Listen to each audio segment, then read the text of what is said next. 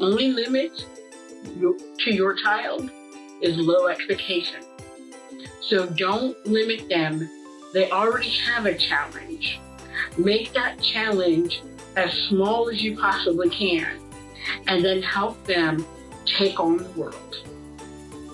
As an educator, I knew that they couldn't do that without an assessment, and that assessment had to come from a doctor. When I asked his doctor, she was very clear that nothing was wrong. So my experience with IEPs and IEP meetings is that I have to do a lot of time talking to parents and educating them about what an IEP truly means, what it means for their child, what the process truly is, and how we go about getting one. How does this make you a great, effective advocate? Well, first and foremost, automatically, if you start out the year right, you have teachers and principals really like, oh, Ms. Harvey, she's great. She comes in, she helps, she knows what's going on with her child. Because of the amazing second grade teacher that we had, we started out with a 504. That's what we were encouraged to do. So I just went along with sort of what was, suggested to us. And so I looked up what people had to say about IEP so I would know what to be ready for. And what I took from my research was that IEP meetings were horrible and I needed to be ready to fight, and it was just going to be a bad experience. Navigating the IEP process can be very challenging, especially if it's your first time. It's no cakewalk for schools either. Not only do they have to devote valuable resources for each IEP meeting, each time educating a parent who is new to the process, it can also be emotionally draining. This makes for a very inefficient and often adversarial situation when truly both sides want the best for your child. This documentary aims to bridge that gap and help parents and educators quickly come together for the common goal of providing the best possible education for your child. You'll learn if an IEP or 504 is right for your child and how to best navigate the process if it is. Sponsored by Learning Success, where we help embrace your child's brilliance and unleash their potential, we've brought together over 30 experts on the subject to give you a diverse set of viewpoints and experiences to help you make the right decision and advocate in the best way possible for your child, saving you time and frustration and saving our schools time and resources. We hope you enjoy it. It's good to step back and take a look at the overall picture. What are 504s and IEPs actually for? Dr. Jean Carosio is going to help us understand that. First, what are IEPs and 504s? Individual education programs, or IEPs, and 504 plans are official school plans that are designed to do three things. First one, specifically acknowledge a child's learning or behavioral challenges at school. Second, provide a range of school services, accommodations, and modifications. And third, ensure that the student is in the least restrictive learning environment. These school plans formally provide school services and support that should address and manage the student's educational difficulties. However, these plans are not automatically given, and students are required to officially qualify for them. If the school does not initiate these plans, and most of the time they don't, parents must navigate the educational systems to obtain these services. Parents must write a letter to officially request consideration for IEPs and 504s, and there are examples of these letters on the internet and a number of books. Schools then provide their own educational or case study evaluations to determine if students qualify for the plans. According to federal laws, children and adolescents with ADHD and many other qualifying neuropsychological, psychological, and medical conditions are entitled to receive a free and appropriate education, which includes special accommodations, modifications, and school services. Special education doesn't necessarily mean that a child will be in a separate classroom or will be separated from mainstream classrooms. This is a misunderstanding sometimes that parents might have. By law, students must be placed as much as possible in mainstream classes until they're determined to require separate special education classrooms. Additionally, it's expensive for schools to maintain these classrooms, so economically it is to the school's advantage to try to mainstream children as much as possible. Read your parental rights. Those parental rights give you an idea about the rules of the road. And so it's really important that you understand what rights you have as a parent. And if you have an IEP, the IDEA, the Individuals with Disabilities in Education Act, provides a robust set of rights to parents and students. And so it's really important that you get a working knowledge of that. Am I asking you to get a law degree and know everything? Absolutely not. But you should at a minimum know how you can participate, what recourse you have if there's a dispute, and some of the timeframes that are applicable to that. So reading the parental rights is a good first place to start. And then from there are a lot of other resources that are out there that can help you understand specific aspects of the law that might come into play if you do have a dispute with the school. Vilka Hoy has been in education for over 20 years and now is involved in college admissions. So this gives her a really good perspective to see what happens in the end after high school in an IEP. And she makes some very important distinctions and some very important warnings about how IEPs can be abused and can lead to some unfortunate situations, and how this happens in both ends of the economic spectrum. So an IEP is a great tool for schools to use to be able to hold themselves accountable to get students the services that they need. Unfortunately, though, it's often overused, and I'm only going to talk about how that's overused with students of color. Sometimes when students are not progressing as the school would like or the classroom teacher would like, they are given an IEP and put in special education classes. The problem with that is it's sometimes hard to leave the special education class. So let's say a student is in high school and they're ready to go into a mainstream algebra class, but they've been in special ed math for the last 5 years. It's going to be really hard to sort of test into the mainstream class.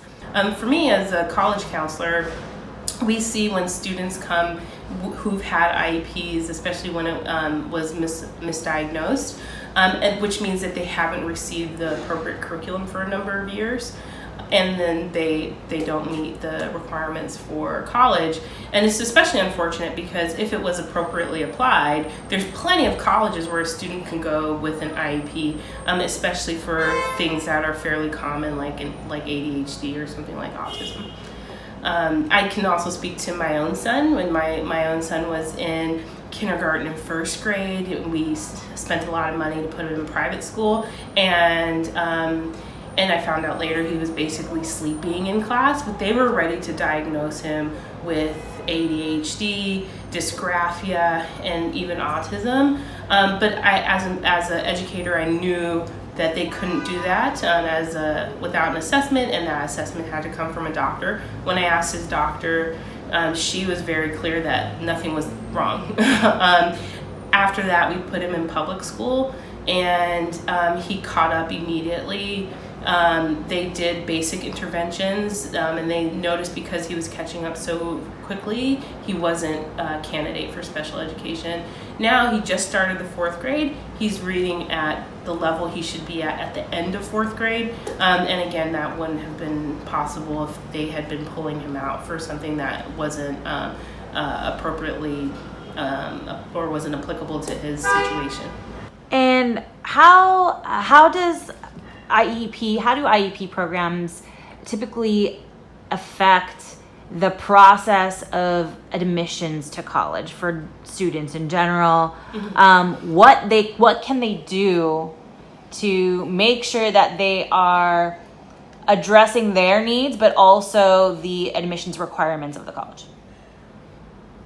In general, not just for students of color? Both.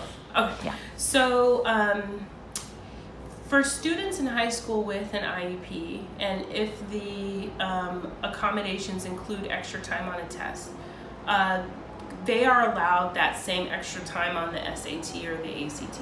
In most cases, it translates to unlimited time on the SAT or ACT. So if that's an appropriate diagnosis, they certainly should do it. There's also a place on the application where they'll indicate what the diagnoses.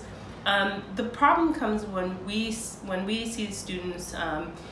They oftentimes have these really inflated test scores and these GPAs that don't necessarily match, and it's because, again, how they were maybe pulled out versus what they were actually capable of doing is kind of a mismatch. Again, the unfortunate piece is there are plenty of schools that accommodate for all kind of learning differences and have offices for those, even the most selective schools. So it doesn't necessarily help students when they try to skirt the system in that way, because if we know what the exact thing is and what a student is capable of, then we could appropriately match them or fit them with a school that would meet their needs. But again, what I see, that oftentimes is something that occurs more with students who are with means. When we work with underserved students, they oftentimes don't come with us when they have IEPs because they haven't been given the appropriate coursework. So where it looks weird when you see students with means, it will be a really inflated test score, but they've been in mainstream classes, so then you're wondering why was the IEP there. For students of color, what you'll see is never got the classes that they need. So then you think about college, so didn't even take the SAT, and so you're almost convincing them that they could have done something. So it's like a completely different situation, and both stemming from misuse of the IEP. One of the things to consider is that the law requires that the student, your child, be served in the least restrictive environment. What does this mean? It means many different things, and it really applies to every child in particular. The least restrictive environment may be a very structured environment for a particular child, maybe a class with 8 children or 6 children.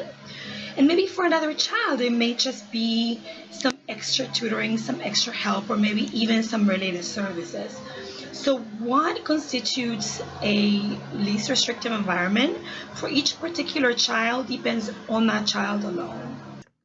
Over the years, I have found many students receiving special education services who simply needed a more differentiated approach rather than intense interventions and support. As special educators, we're advocates for our students and must ensure the acceptance and sometimes avoidance of an IEP.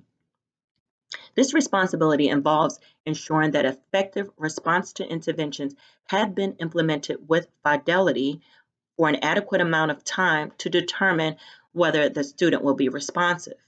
These interventions are implemented at varying levels of intensity and monitored to determine whether or not the student has demonstrated progress.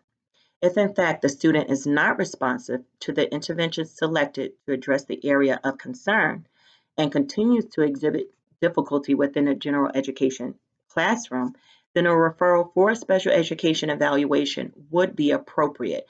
So by now we certainly know that an IEP is not the first step. If we can avoid it, we want to. If there are other things that we can do before that, and as a matter of fact, those things are mandated before going after an IEP. And as an educator for 20 years, Michelle Person has a lot of experience in this. She spent a lot of time explaining to parents and getting rid of some of these misconceptions. My personal experience with IEPs are that people come in with a lot of misconceptions. They come in thinking that the IEP is going to be the answer to all of their children's problems. They come in thinking that the IEP process is relatively quick. They come in thinking that they can get an IEP just because their cousin has one and they think that'll work for their child. So my experience with IEPs and IEP meetings is that I have to do a lot of time talking to parents and educating them about what an IEP truly means, what it means for their child, what the process truly is, and how we go about getting one. So it's not a cure-all. It is a list essentially of intensive supports that your child will get to help them make them more successful in school. But it will not fix everything overnight. You should expect another 2 to 3 years of hard work to be, because understand, if a child qualifies for an IEP, that means they are significantly below academically. So that means they're probably between 2 to 3 grade levels, in some cases even more, below where they should be. A child is not going to miraculously make up that much of a deficit in 6 months. So that's not a realistic expectation. But if you are putting in the work and the effort and the supports are there both at school and at home, that same child in 2 years' time could make 4 years worth of growth, which would mean that they might transition off of their IEP. So the first thing I try to explain to parents is, or my experience is, that parents think it's going to be overnight. It's not overnight. It's not overnight to see progress, and it's also not overnight, as I explained earlier, to get the IEP. To get the IEP is a process because it is a very intensive process. The process itself is time consuming.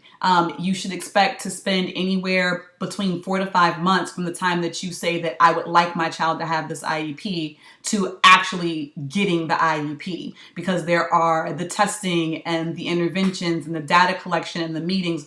All of that has to happen before the IEP goes in place. So, spending time understanding that it's not a cure-all, that it won't happen overnight, but that if the testing determines, if the data does not show that the child qualifies for an IEP, then no IEP will be written. It is not I think my child wants one. I think my child needs one, so please write one for them. That is not how it works. You don't just get an IEP because you know that your best friend's cousin got one and it worked for them, so it might work for your child too. You have to go through the process, and there is testing that has to be done, and the child has to qualify via testing and the data collection to show that they significantly have a deficit that could be repaired with an IEP. So we know that IEPs are not going to be easy. They're not the first step. But Tara Emmerich has a little bit of a different perspective on this, and she's going to tell us that why she decided that going for the IEP instead of a 504 right up out of the gate was a good choice for her. With my middle daughter, who is currently a 6th grader, we started the process of knowing that she too needed some intervention early on in kindergarten. We did not get an IEP in place with her until 2nd grade. I wouldn't even consider a 504 for her because I knew, and this is an important differentiation, I think, with a 504, your child will get intervention, they will receive extra support, but they cannot receive support like occupational therapy or speech therapy. My middle daughter has needed occupational therapy. She struggles with dyspraxia. So the occupational therapy piece has been imperative for her. So I pushed for an IEP from the beginning because I wanted her to have access to those outside resources and that outside support. So the best time to consider an IEP is after your child you've met with your child's teacher, they have put interventions in place, the teacher has collected data on those interventions that they've been working on. So for example, maybe your child needs smaller assignments. So the teacher spends 6 weeks giving your child a smaller assignment compared to what their peers might be getting, in addition to changing their seat in the classroom so they are closer to the teacher, in addition to giving them 15 minutes of additional one-on-one instruction in the classroom. If the teacher has done all of those things and has tracked your child's progress for 6 to 8 weeks, and your child is still not catching up or making adequate progress, then you go for a more intensive possible solution when you might consider an IEP. Most schools will actually ask you to do a second round of intensive interventions before you go to the IEP, because the IEP is the most intensive form of support that you can get. If after both of those times, so the first 6 weeks you tried something and it didn't work, and then you go through another 6 to 8 weeks of interventions and those don't work, then the team comes back together and we say, okay, you know what, maybe we need to do some testing to see if there's a true deficit that might require an IEP to be written. The school then has 30 days to test the student and go over those results with you. So at that time, after the testing is done and the interventions have taken place and the data has been presented, all of those things, all of those touch points, the testing, the interventions, the data, as a parent, what you observed about your child are taken into consideration, and you see if the child qualifies for an IEP. So I think that we could probably all agree that U.S. schools in general are not exactly crushing it.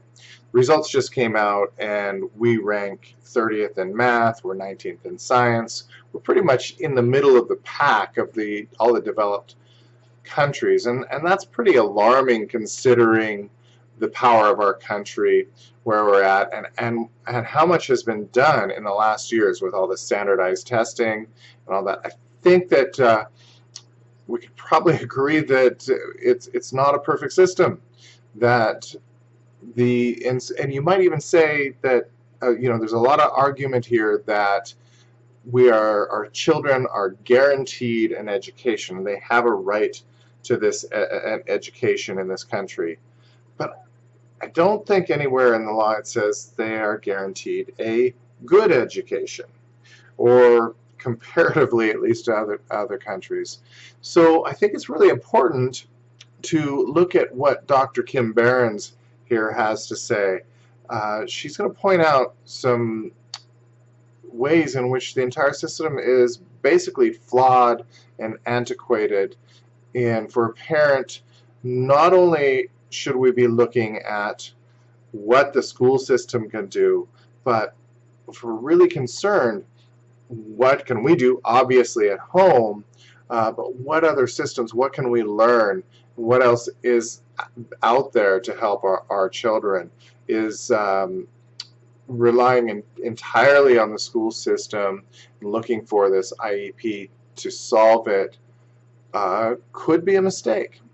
So let's listen to Dr. Kim Behrens here. I think this is really going to maybe shake it up a bit.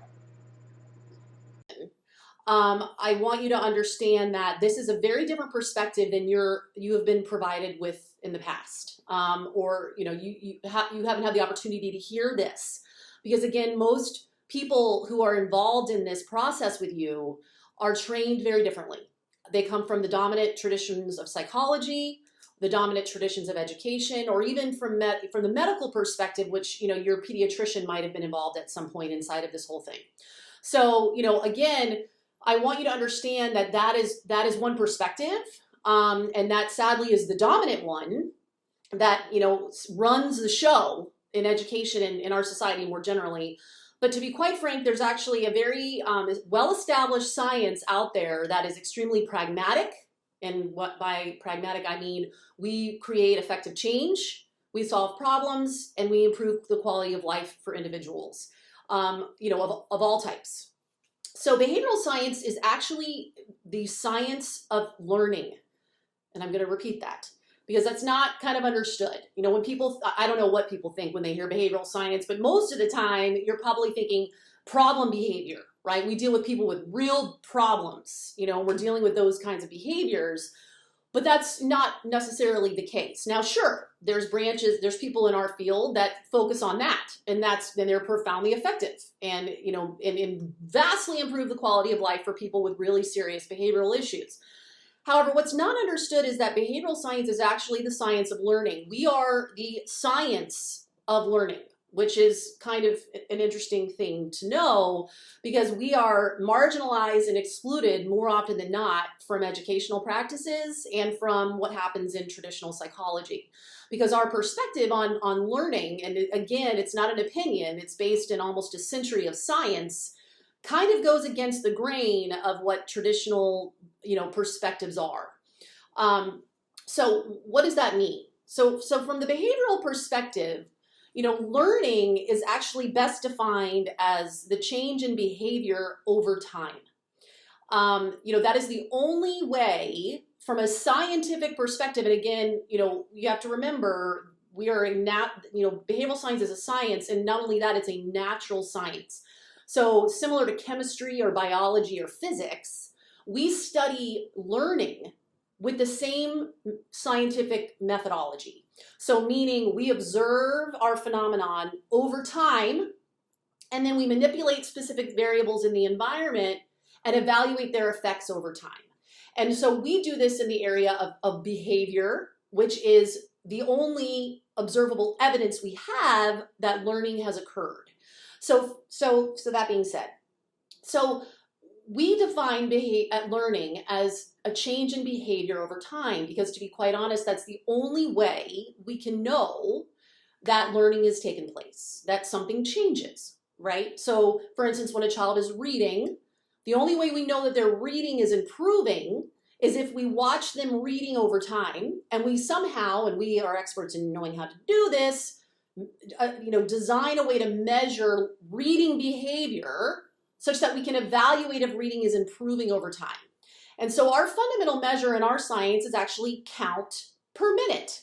And again, there's a century of science that suggests that this is the most precise and sensitive and reliable measure of learning. So count per minute. So for instance, 100 words read correctly per minute. That is a scientific measure of reading behavior that comes from the science of learning or behavioral science. In math, you might look at, number of correct math problems completed per minute. You might look at, number of correct equations identified per minute. So everything is measured as count per minute. And what this has allowed us to discover as a science is that the most, number one, precise and sensitive measure of learning is count per minute or count per time. And another is that the way to evaluate mastery of a behavior is by looking at something called fluency. So fluency is also measured as count per minute. But what we have discovered in our science, which coincides with what happens in neuroscience, is that as we engage in repeated, reinforced practice of a behavior over time, that behavior becomes more and more rapid. That behavior becomes at a higher pace, more correct or errorless or accurate. All right. And then there comes a point where that behavior hits a ceiling and can't improve anymore because it's occurring at the highest pace it can. And then what we've discovered is when kids achieve that level of fluency or automaticity, effortlessness, other ways you can talk about that, when children achieve that level of fluency, 3 things reliably occur. Number 1, that behavior is neurologically permanent. What does that mean? It is remembered. It is remembered over long periods of time, even in the absence of ongoing practice. So, number 1, when children achieve fluency, which is a true measure of mastery of a skill or a behavior, that's something the child does, then that is neurologically permanent. It doesn't go away. All right, number 1. Number 2, when children achieve fluency, there is a grand resistance to distractions and fatigue. What does that mean? That means that fluency increases attention span. Now keep that in the back of your hat, because let's think about all the ADD diagnoses that are happening out there. So attention span is improved. And number 3, children are more likely to apply skills easily and effortlessly for the learning of more complex things. All right, so our science, which again is not well liked by the establishment, it is marginalized, has discovered that when you have repeated reinforced practice of skills over time, they move to a level of mastery called fluency, which produces neurological permanence, increases in attention span, and the ability to apply skills to learning more difficult things, which should be the basic outcomes of what education should produce. That's what we should be wanting our kids to do. Sadly, the educational establishment is not based on our science at all. They don't allow us in there unless it's dealing with kids with profound disabilities. We aren't involved because education isn't based on science. It's based on opinions and traditions and beliefs that go back, since the turn of the 20th century. It's archaic. So they haven't evolved. So sadly, what's now happened is because kids are moved ahead in the grade levels based on age, not based on mastery of skills, what happens? Kids are moved ahead because we're, the expectation out there because of developmental psychology and developmental theory, which is all theory. The theory is that kids are going to improve and be able to learn more complicated things because they've turned a year older, which is not correct. And our science has demonstrated this. Learning cognitive or academic skills is not a function of development or age. It's a function of a very specific kind of training, like anything: tennis, golf, a musical instrument, chess, math, reading. All of those things are based on training. Those are things we do, and those are things we have to learn, and we have to learn them via instruction. So sadly, when instruction is not designed based on science, but based on opinions and traditions, many kids fail. 60% of the American population of students fail to achieve proficiency by the time they graduate. And that is a fact. You can look that up on the National Assessment of Educational Progress, NAEP. Go to the website.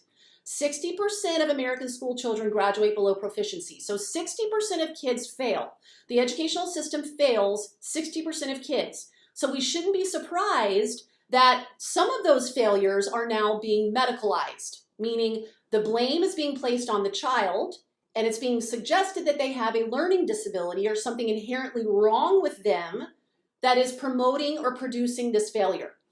However, I will tell you right now, in my 20-year career with thousands and thousands of learners, less than 1% of the time are children impaired because of some neurological learning problem. More often than not, they have been classified for a learning disability because they have been instructionally failed. And they have been moved ahead through the grade levels without true mastery of core component skills being achieved. And as a function, they can't function at the level they're expected to function because their core skills are not in place. And what do they need? They only need effective, fluency-based instruction so that they can have repeated, reinforced practice of skills to mastery and then successfully move up the ladder. We have repeated these outcomes with thousands of kids for 20 years. And most of them were either classified for the learning problem or on the way to being classified. And guess what? There was no learning problem. The problem lies in the instructional environment and the fact that education refuses to evolve. So as parents, if I can leave you with anything, it is the distinction that if you have not yet gone down this road and you've been told that your child probably has a learning disability, needs to have a neuropsychological evaluation, please, if I can do anything for you, is find a way of getting them a skills assessment, a core skills assessment, so that your child's core academic skills can be looked at with precision and can be identified as where are they not masterful, because I promise you they're not, because education doesn't allow children the time or use the kind of methodologies required to produce that kind of mastery with kids. So more often than not, your children have no core mastery and skills, but they're expected to function as if they do. And when they can't, they're labeled as having a learning problem, which absolves the educational establishment of responsibility of educating them effectively, and it medicalizes the problem. Psychological evaluations and all of those things don't look at learning at all. They look at your child's performance on one test. And as a function of that performance on one test, and let me tell you, it's performance, it's behavior on one test, an inference is made about why they performed that way. The inference being they have dyslexia, they have dyscalculia, they have some auditory or visual processing disorder, but that has never been directly measured. That is an inference made based on the performance on a test, by which there are many other explanations for why they perform that way. Number one being they haven't mastered the skills required to perform well, which is a much more simple, pragmatic explanation that is based in your child's history of instruction and lack of skill mastery. And the solution, pragmatically, is going in there and providing your child the kind of reinforced practice required to achieve true mastery of skills so that they can be independent, vital, successful kids. If there's anything that I hope to accomplish in my career, it is creating power for parents by having distinctions that they don't have around what is going wrong with the way your child is being educated and how your child is now being blamed for the fact that education doesn't work for the masses. And now your child's being medicalized for that failure. But the failure isn't your child's failure. The failure is the failure of the system. And you need to know that. So there's my contribution to you, and you can, I don't know, I'm Dr. Kim Behrens. You can Google me and find me everywhere. I'm happy to have further conversations with anyone who's interested about this, because it's the passion of my life. Nearly every expert we talk to stress the importance of collaboration. Since this is a situation which could very quickly get adversarial, it's important to have ideas on collaboration, use techniques to make sure that collaboration ensues, and really show up showing that you are willing to collaborate. So we're going to listen to each of the experts, and they're talking about the importance of collaboration and giving tips on how to ensure that that happens. We'll start with Shimri Yo-Yo. I want to say, you want to approach the IEP meeting as a time of collaboration. Oftentimes, unfortunately, when I met with some parents, sometimes they brought in an adversarial attitude or disposition towards the meeting, and it was kind of us versus them, and it can be a stressful time. And one of the ways that you can to eliminate that stress is to go into it with an open mind and wanting to really work together to provide the best learning environment and situation for your child. Next we have Nicole Black, who points out that educators really are on your side. The second thing you need to know that really helps me is I'm an ex-elementary school teacher. I was in my fair share of IEP meetings before I became a mom. And what you need to know is that educators, we go into it because we love kids. Okay, 98% of us go into it because we love kids. We genuinely want to see them succeed. So go into this IEP meeting knowing that these educators who get paid very little for what they do are there because they love their profession, they love children, and they want to see your kids succeed. Going in knowing that puts you on the same side. Like literally you are fighting the same battle. You want what's best for your child. They may come at it in a different direction or have different ideas, or maybe they're seeing it from a different perspective, but they want what's best for your child. If you go in with that assumption, it's going to be a lot smoother. The other thing I always bring in is I bring in sugar. Sugar can just alleviate a lot of stress in the room. So I bring in either a plate of cookies, or I go grab some donut holes at the local donut shop and I put it on the table and I say, ladies and gentlemen, help yourself. I'm sure you've been doing this for a while. We all need a little sugar pick-me-up. It is always appreciated. And it's not a peace offering of sorts, but it just breaks the ice and it makes people you take a breath. Okay, she's a real person. She knows that we need sugar. And it kind of makes everything a little bit sweeter. And that is what I try to do at every single meeting. I just had her IEP meeting last year. I brought in some donut holes, left them on the table as I walked out the door, and I saw them all diving in for it, which is fantastic because they had more meetings right after mine. Dana Stahl points out that this is going to be a long-term working relationship.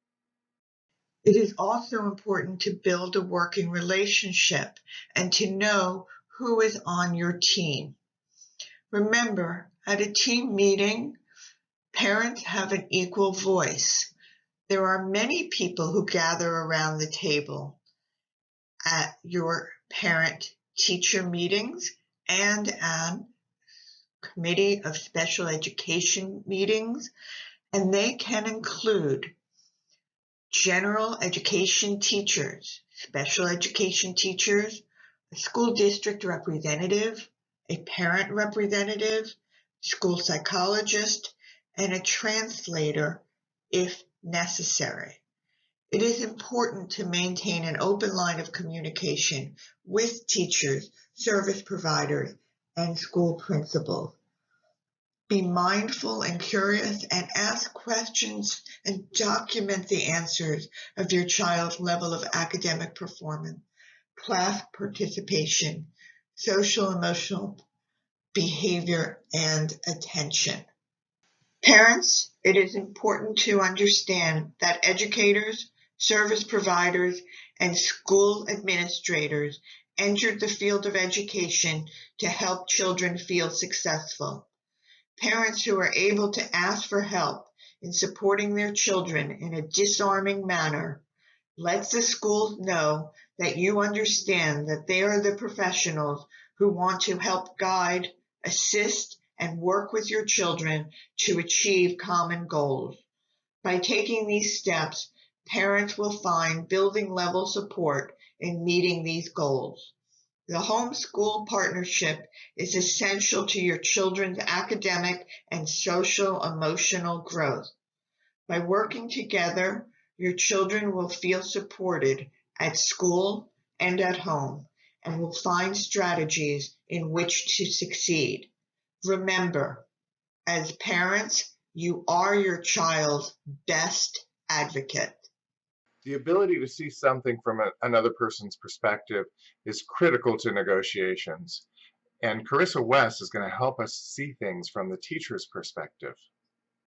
I think the best thing that you can do, aside from trying to remember that this is an effort to help your child, is to remember that everyone is doing and recommending what they think is best.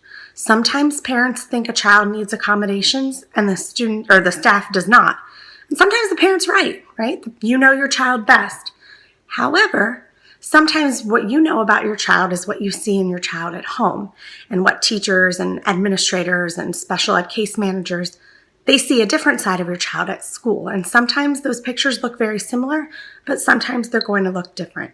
So just because you and someone else on the team may not always agree on the best approach, it doesn't mean that it needs to be an antagonistic relationship. It should be a cooperative conversation, because the ultimate goal is to do what's best for your child and to ultimately help them so that one day they can move on to the next grade and the next grade and eventually be, as a high school teacher, I see this a lot, a successful college student or adult in the working world. And so our goal is to try to work incrementally. Our job is to work incrementally towards those ultimate goals for your child. Sometimes case managers and teams, they change. They'll change a little bit from year to year because your child will move from one grade to the next, and so their teachers will change. But other times the teams will change because of transitions. Case managers leave, people transfer, the caseloads are shuffled, sometimes alphabetically. So you may not always be working with the same people from one year to the next. And I think it's really helpful to try to take a fresh approach with each new team. Sometimes teams work great together. It's a really symbiotic relationship, and it seems to have a lot of synergy, and you work well with them, you understand one another. And then someone on the team changes and you may not feel as comfortable with them, or you may not feel as if you guys connect as well. But try not to let your previous experiences color the conversations and experiences with the new team. The same can be true in reverse. You might have had not that great of an experience the last time. Maybe you didn't see eye to eye with your child's case manager last year. Now they have a new one. Try not to let your skepticism or maybe disappointment in the way that relationship had been in the past color the relationship with the new team. Taking this fresh approach each time and trying to keep the ultimate goal at the center of the conversation is really going to help you get the most out of these meetings every year, sometimes more than once a year, for your child. And Chris Reichert tells us that building rapport may be one of the most powerful things we can do in advocating for a child. How do parents advocate for their child at school? I often receive this question from clients and parents of students that I teach. The best way to advocate for your child is to build rapport with the school, your child's teachers, and those that support your child in school. To build rapport, it is best to be available, have open, two-way communication with your child's teachers and school. Get involved in your child's education, for example, through the PTO or PTA. Ask your child's teachers how you can support what is being taught at school, at home. And most importantly, be kind, courteous, and friendly. It goes a long way. In addition to those things, when meeting with any school personnel, it is very important to never bring emotions into a meeting. Emotions will shut down conversation with school personnel and will not result in a positive outcome for any individual. You as the parent are the advocate for your child. being an advocate is imperative. Don't take no for an answer.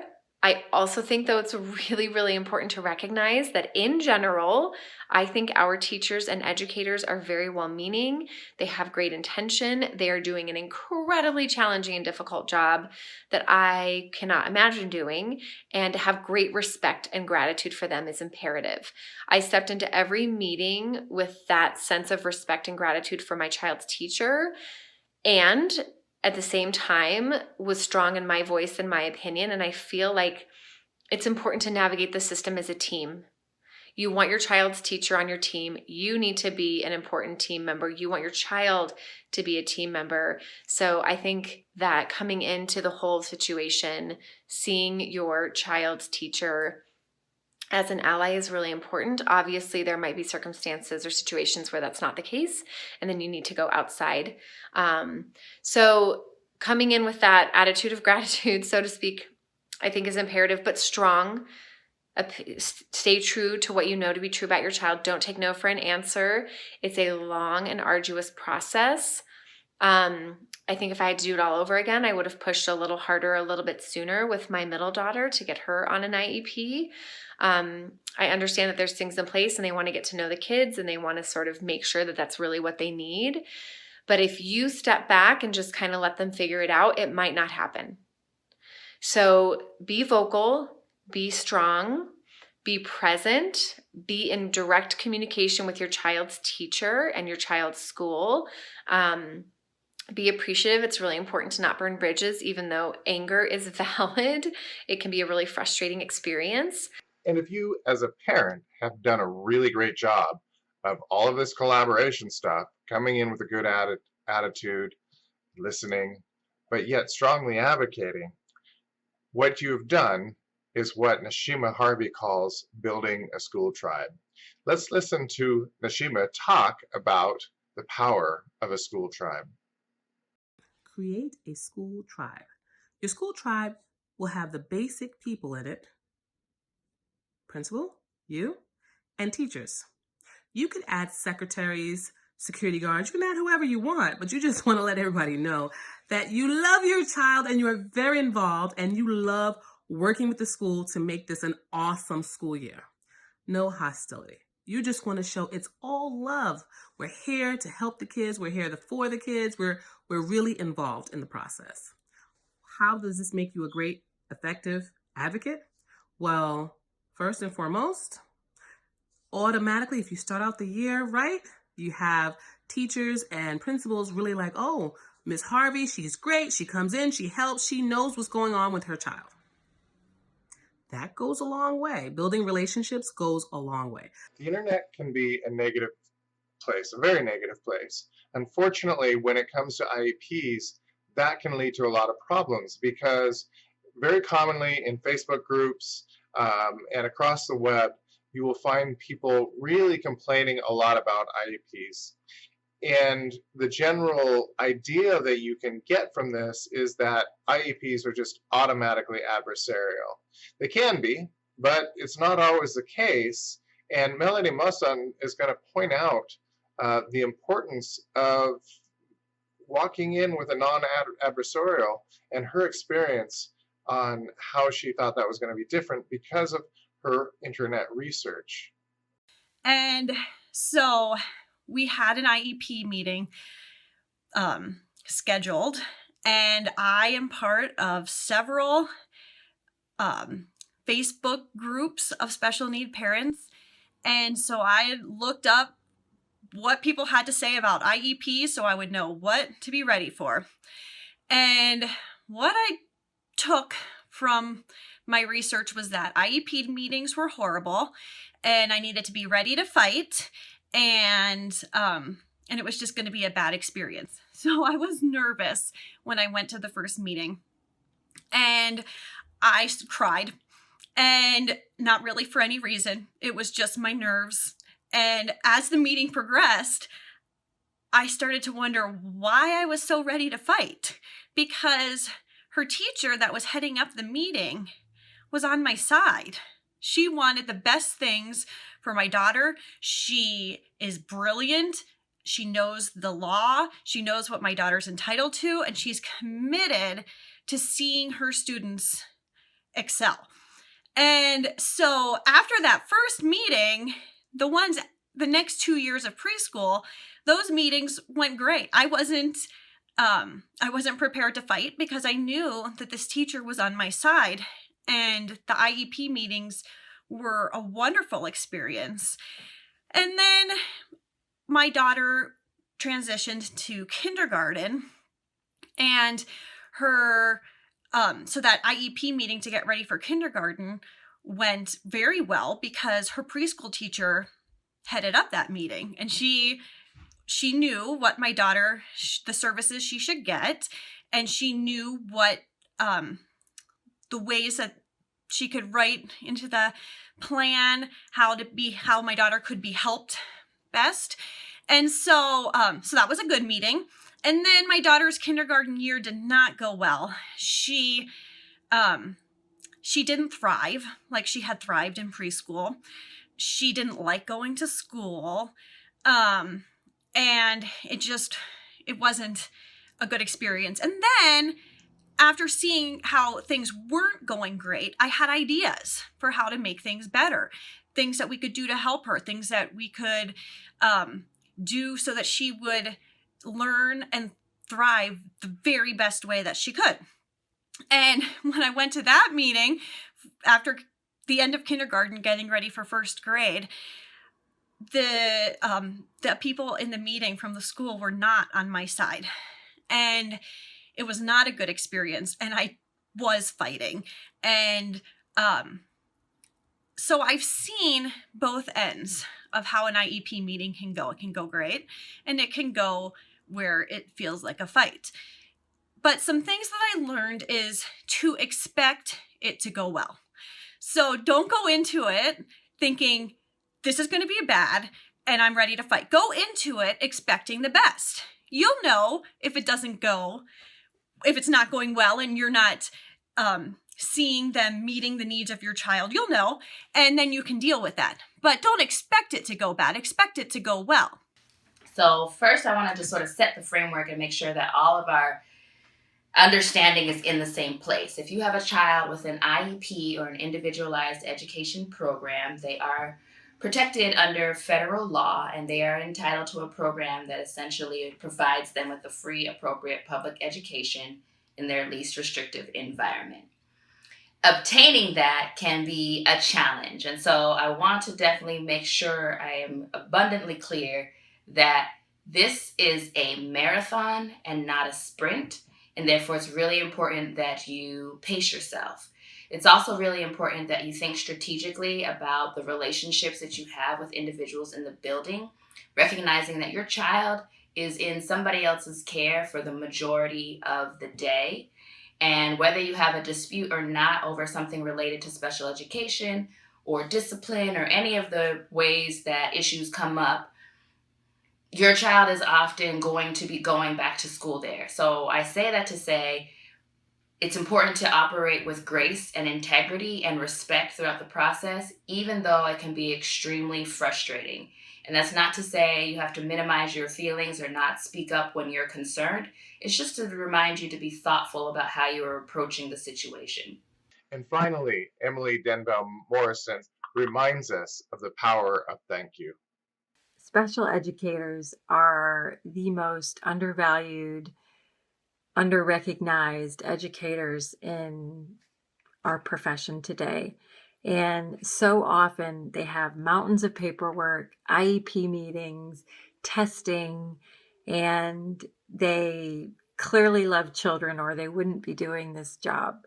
So saying thank you when you begin a meeting with them really does help them feel appreciated because it's a hard job. In this next section of the episode, we're going to speak about emotions, your emotions. IEP meetings are inherently emotional, and emotions can get very elevated, possibly on both sides. So we need to be prepared for that. Let's first listen to some advice from Nicole Black.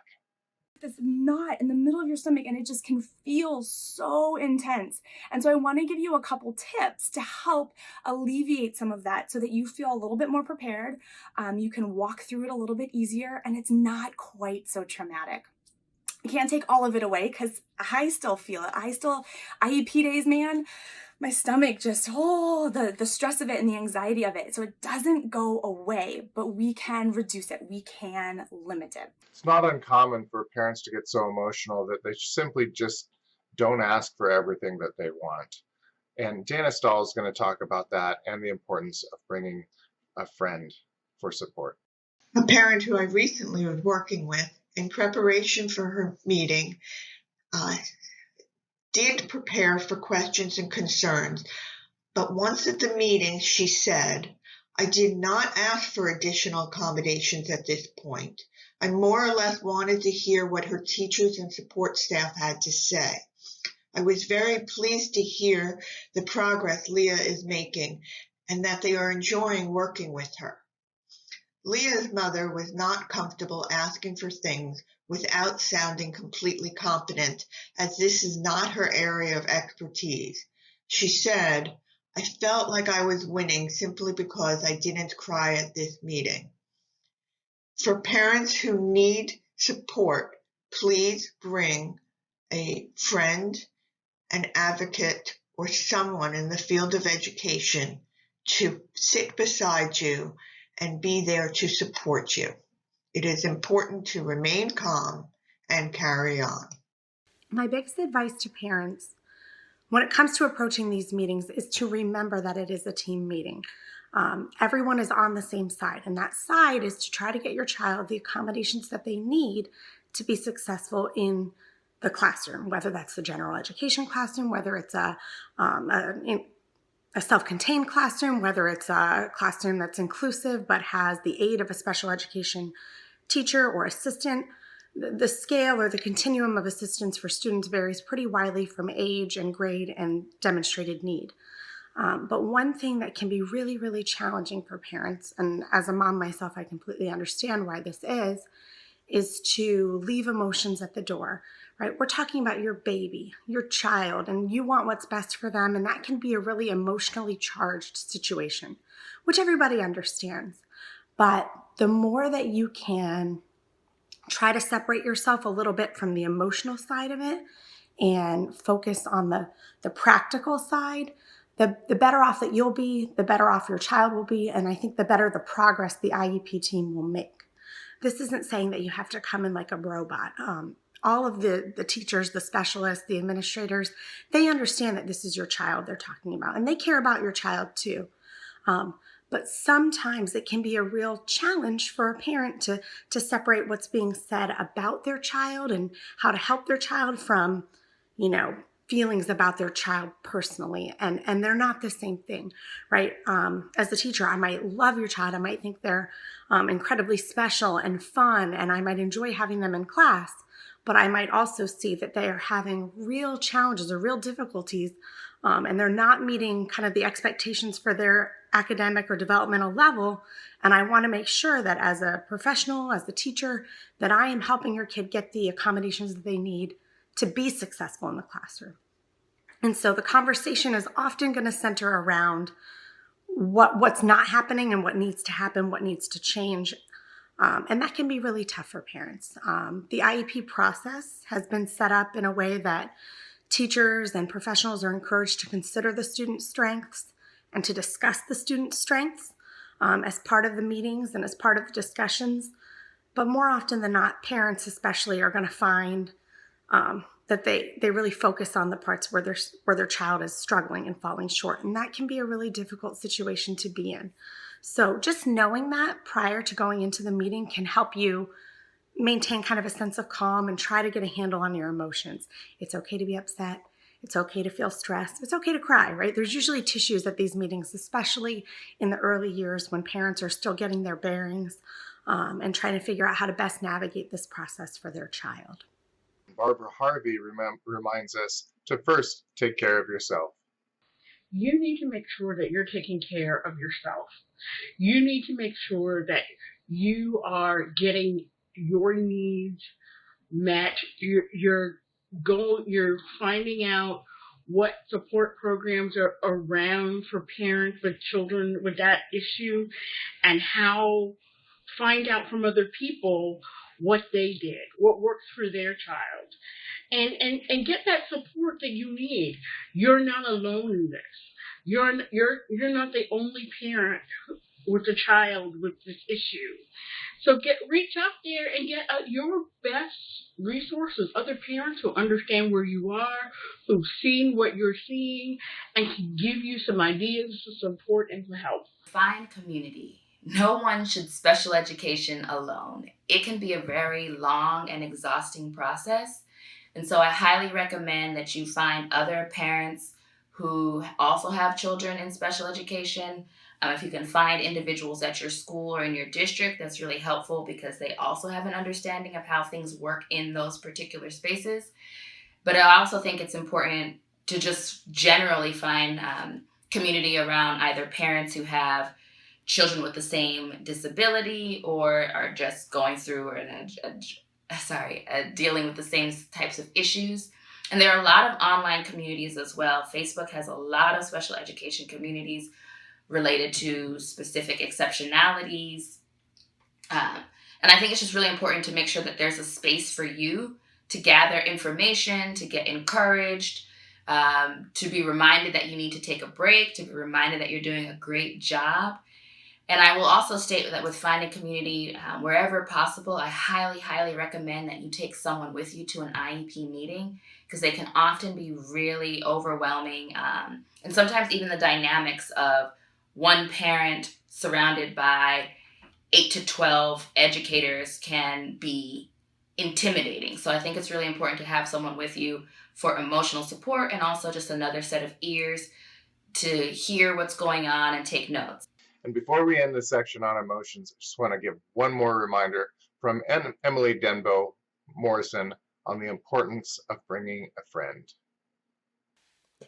If they are diagnosed with a learning difference and you are at that initial IEP meeting, chances are you're feeling really overwhelmed because this is all new to you.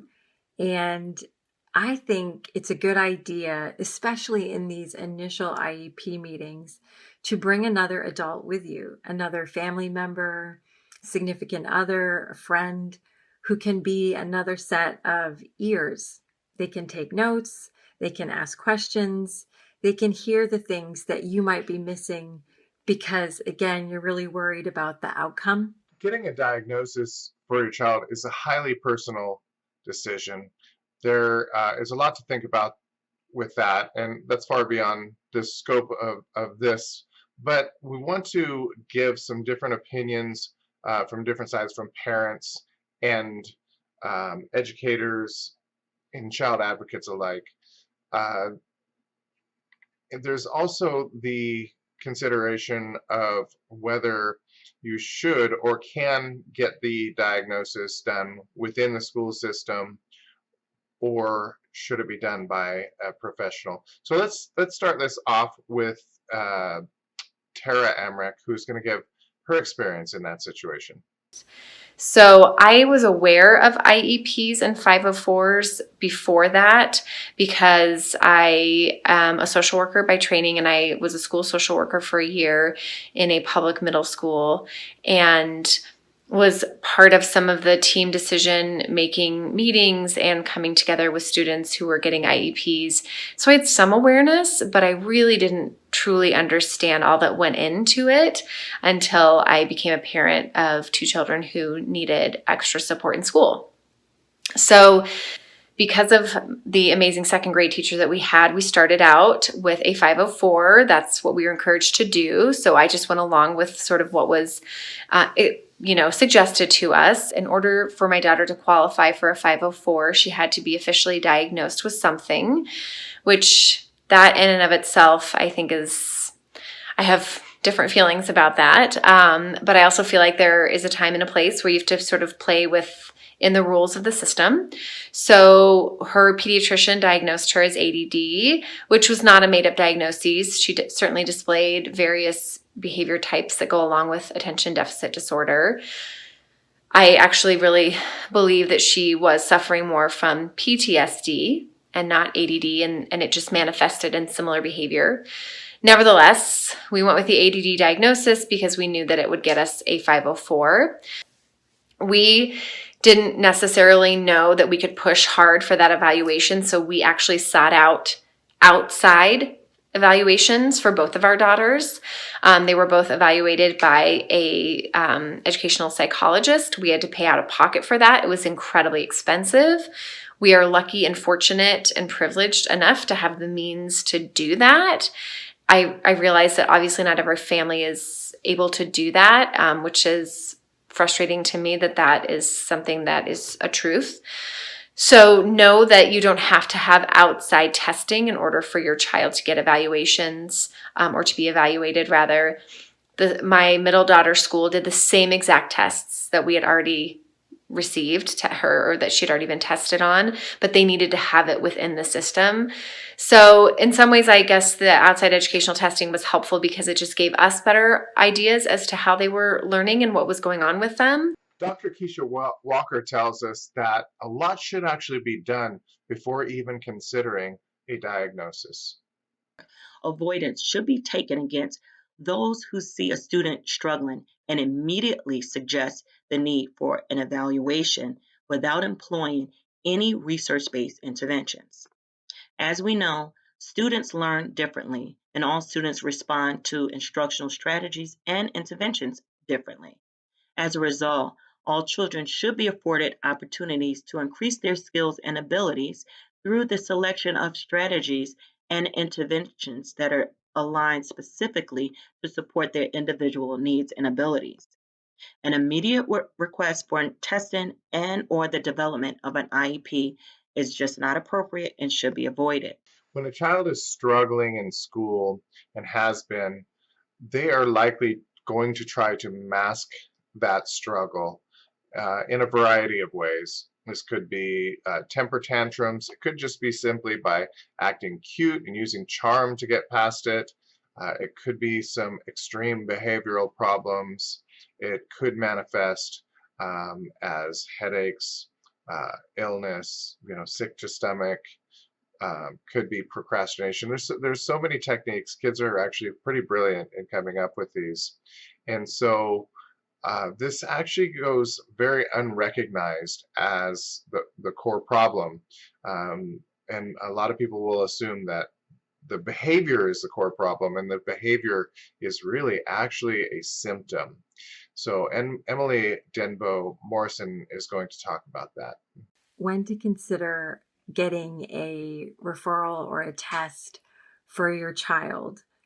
This can be a really hard decision because oftentimes learning differences present themselves in behavioral ways, particularly ADHD, dyslexia, processing deficits, reading, numeracy issues. Children can appear as if they don't want to learn. They can't focus, they won't pay attention, they're easily distracted, they're not following instructions, they won't stop moving, they can't get organized, they don't want to read, or they don't want to write. Often, this behavior can distract parents and teachers from the very real cognitive impairment that's going on inside a child. So when you see one or two or three of these red flags, this may be normal. Every child, every learner struggles with paying attention or motivation. But when a child has most, if not all, of these red flags popping up at the same time, usually this signals that there is a significant learning impairment going on. Talk to your doctor, talk to your child's teachers, talk to other adults who understand your child well. And if they're seeing the same things and share the same concerns, it's a good idea to get them tested.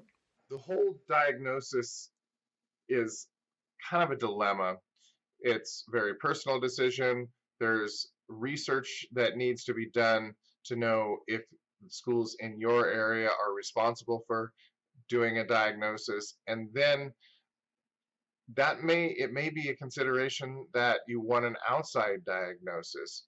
So we're going to hear from Eileen B. Miller, who strongly argues for an outside diagnosis.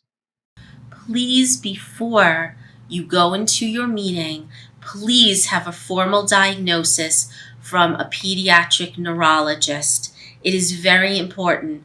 Schools will base an IEP on the formal diagnosis that they are given. What you do not want is for the school to run tests and to give you a diagnosis. Usually, in many cases, the school's assessments are skewed in their favor and therefore do not reflect an actual diagnosis or an actual result. This is extremely important. If your child does end up getting a diagnosis through the school, that will likely be done in large part by a school psychologist. So let's listen to Melissa Green, who is a school psychologist, and she'll tell us exactly what that is and what a school psychologist does. And you're probably wondering, what is a school psychologist? Many people have told me that they have never heard of a school psychologist.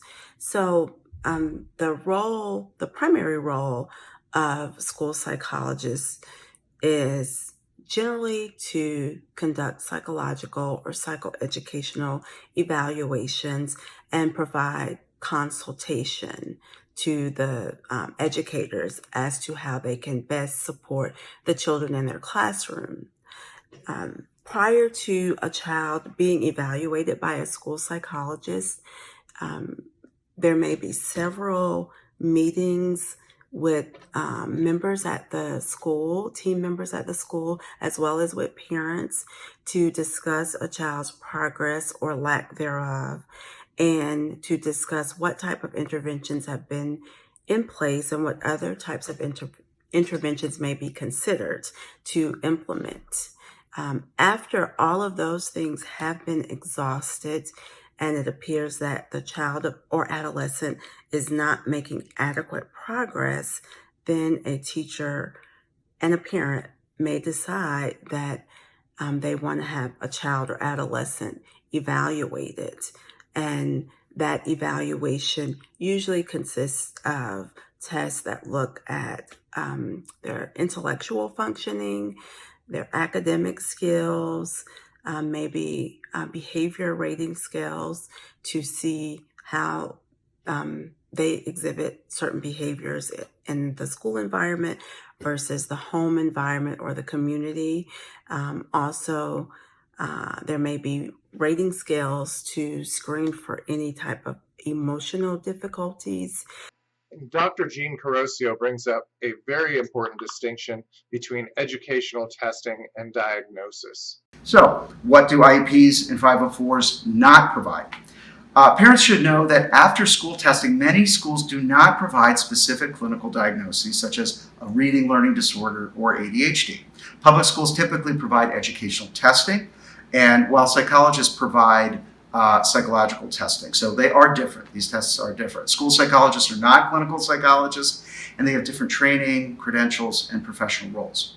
School evaluations are limited and often brief. Most schools do not comprehensively assess what emotional, psychological, or behavioral problems or conditions a child may have, and may only loosely refer to these.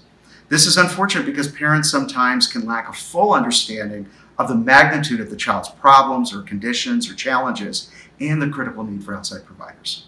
When children receive school services exclusively without outside providers complementing services, parents can have a false sense that the child's problems are being adequately addressed, and many times they're not. Parents can be unaware that the child has a neurodevelopmental condition that might require more services or treatment that schools cannot and do not provide. Some schools are simply reluctant to complain to parents about the child's problems until they can't be avoided any longer. Parents can be motivated to approach outside behavioral health providers only after the child continues to struggle and suffer and have more severe or frequent school problems or complaints. Some teachers are even instructed by school administration not to specifically discuss their concerns with parents that they suspect that a child might have a learning disorder or ADHD. Fortunately, having a mental health or a medical diagnosis from an outside provider can greatly assist students in qualifying for 504s and IEPs. These are required for 504 plans in most cases. Clinicians can assist families with the process of requesting school services by writing a letter to the school that states their diagnoses and recommends that they receive a 504 or an IEP. Letters or psychological testing reports from outside providers typically help to substantiate the need for a 504 and IEP. Indeed, it's harder for schools to minimize a parent's request for school services when outside providers are involved. If you've decided on an IEP or are deciding on an IEP, it's also really important to understand what are the long-term goals of an IEP. And Michelle Pearson is going to help us out with that. It is not a fix or a cure-all. It is a very long process, both to get the IEP and to work towards working themselves off of the IEP. And that should be a goal. People should not think that an IEP is going to immediately fix all of their children's problems, because it's not. It is it's part of a process. An IEP is something that is monitored every year. To check to make sure the children are continuing to make progress, to see if there are any different interventions that need to be in place, and to see if anything needs to be changed. So can something be taken out? Can something be added in to make the child more successful? The end goal for probably 80% of IEPs should be to move the child off of the IEP, to put the most intensive interventions possible in place to make sure that the child catches up and is able to figure out a way to access traditional curriculum with their peers, and be able to perform without any supports. Additionally, to consider at the very young ages in the elementary school is what's called an individualized family services plan, which is going to help the school and families and the child all work together. In early childhood, the plan for working with the child is not an individual education plan. It's called an individualized family services plan. And the goal around that is to make sure that home and school and everywhere that child goes and all the adults in their lives know what their skills are, what they're practicing, and is helping them to develop those skills that they need so that they can move past whatever the issue is and go on with life. If they do need help, that you are meeting with professionals who can give them the help that they need, and that there's a plan in place for you, for your family, for your friends, for the early childhood center, and all of that to really come together to give support to your baby so that they can grow and become whoever they're meant to be. Next, we're going to be talking about preparing for an IEP.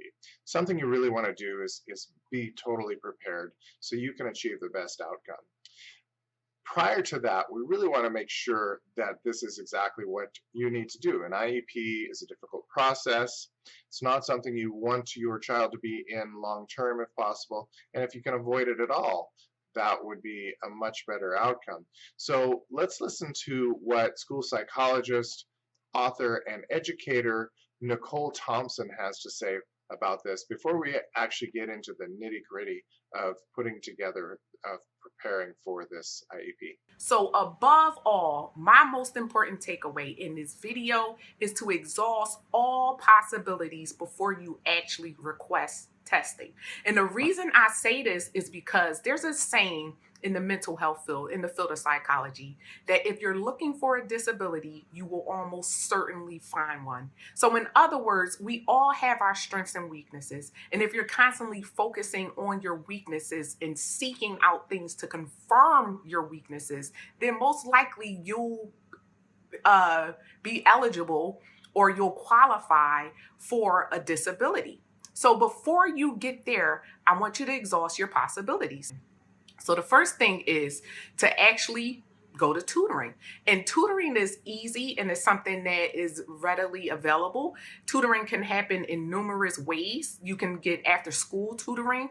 I know they offer that at many schools for free. So see if there's any after school tutoring in your child's school. Also peer tutoring, when your student is being tutored by someone in their class or by a peer that's a couple of years older and a couple of grades higher than they are. They can tutor them there as well.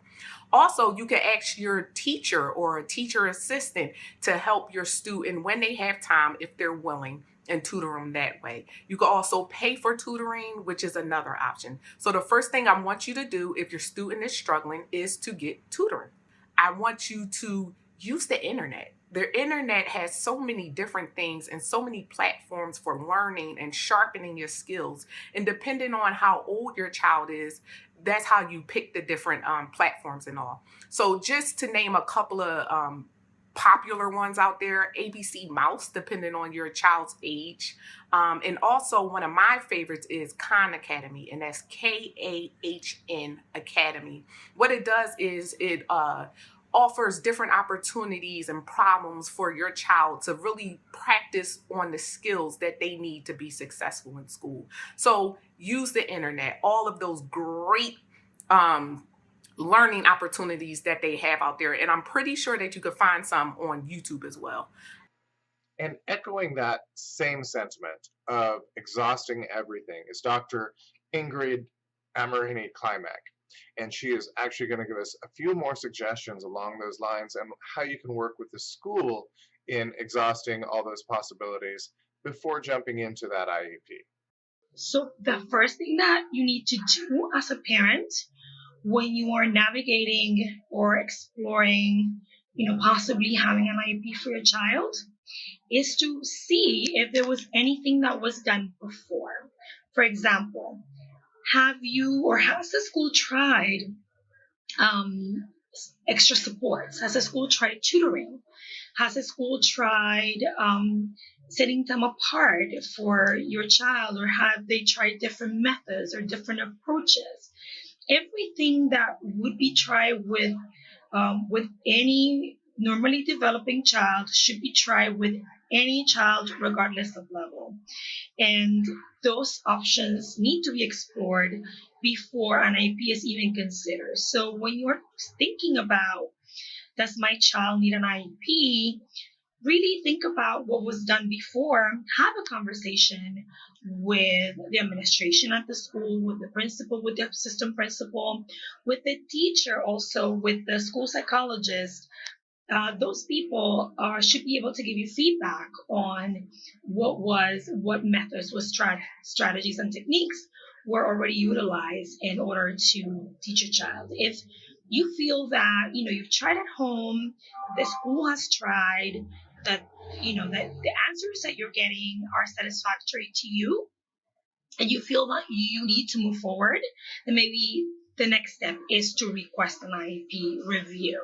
So at this point, you have exhausted a lot of the possibilities outside of an IEP. You've worked hard on skills development. There's obviously a problem there, so there's some struggle. Of course, you have started the learning success system, so you're building up the foundations of learning. You're building up confidence and self-esteem so that your child is ready to take on these things. And you're now thinking that you need to have an IEP so that you can build a scaffolding for your child and eventually get off of this IEP is the hopes. So with that in mind, one thing to consider is your own emotions about this and how you're going to deal with this. And Dr. Carol Lieberman is going to speak to us about that. Now, my advice as a psychiatrist with this experience is, first of all, to not be afraid of speaking up and demanding an IEP. Don't be afraid of asking for one in the first place. That is a problem that so many parents have. They think, oh, well, maybe my child doesn't need it and other kids need it more, or maybe they won't grant an IEP to me for my child, or sometimes parents have too much pride to ask for an IEP. They don't want to believe that their child has some kind of learning issue that an IEP would help them for. And that usually is because of parents identifying too much with kids and with their kids.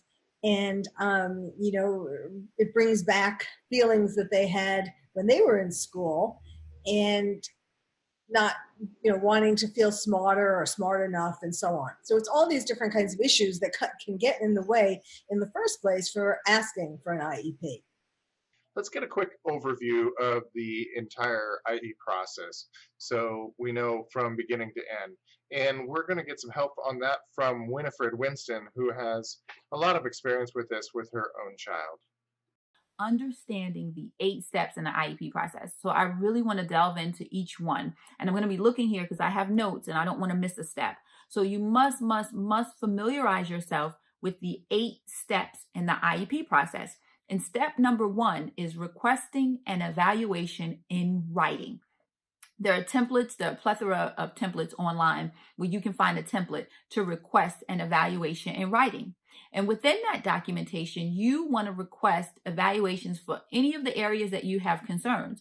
For example, there's your education evaluation, there's the cognitive evaluation, there's the occupational therapy evaluation, which is often referred to as OT. If your kiddo is struggling to button up their clothes or tie their shoelaces, I can't talk with these braces, or tie their shoelaces, they may need an OT evaluation.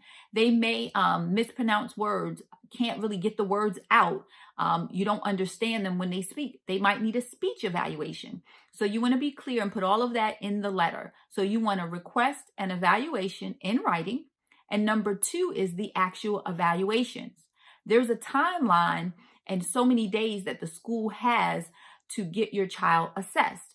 So you want to request an evaluation in writing. You want to get the actual evaluation done.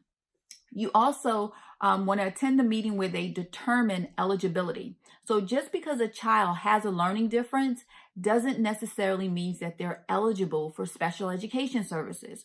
So that meeting after the evaluation is to determine eligibility. And when they determine eligibility, there are 13 codes, categories rather, under IDEA.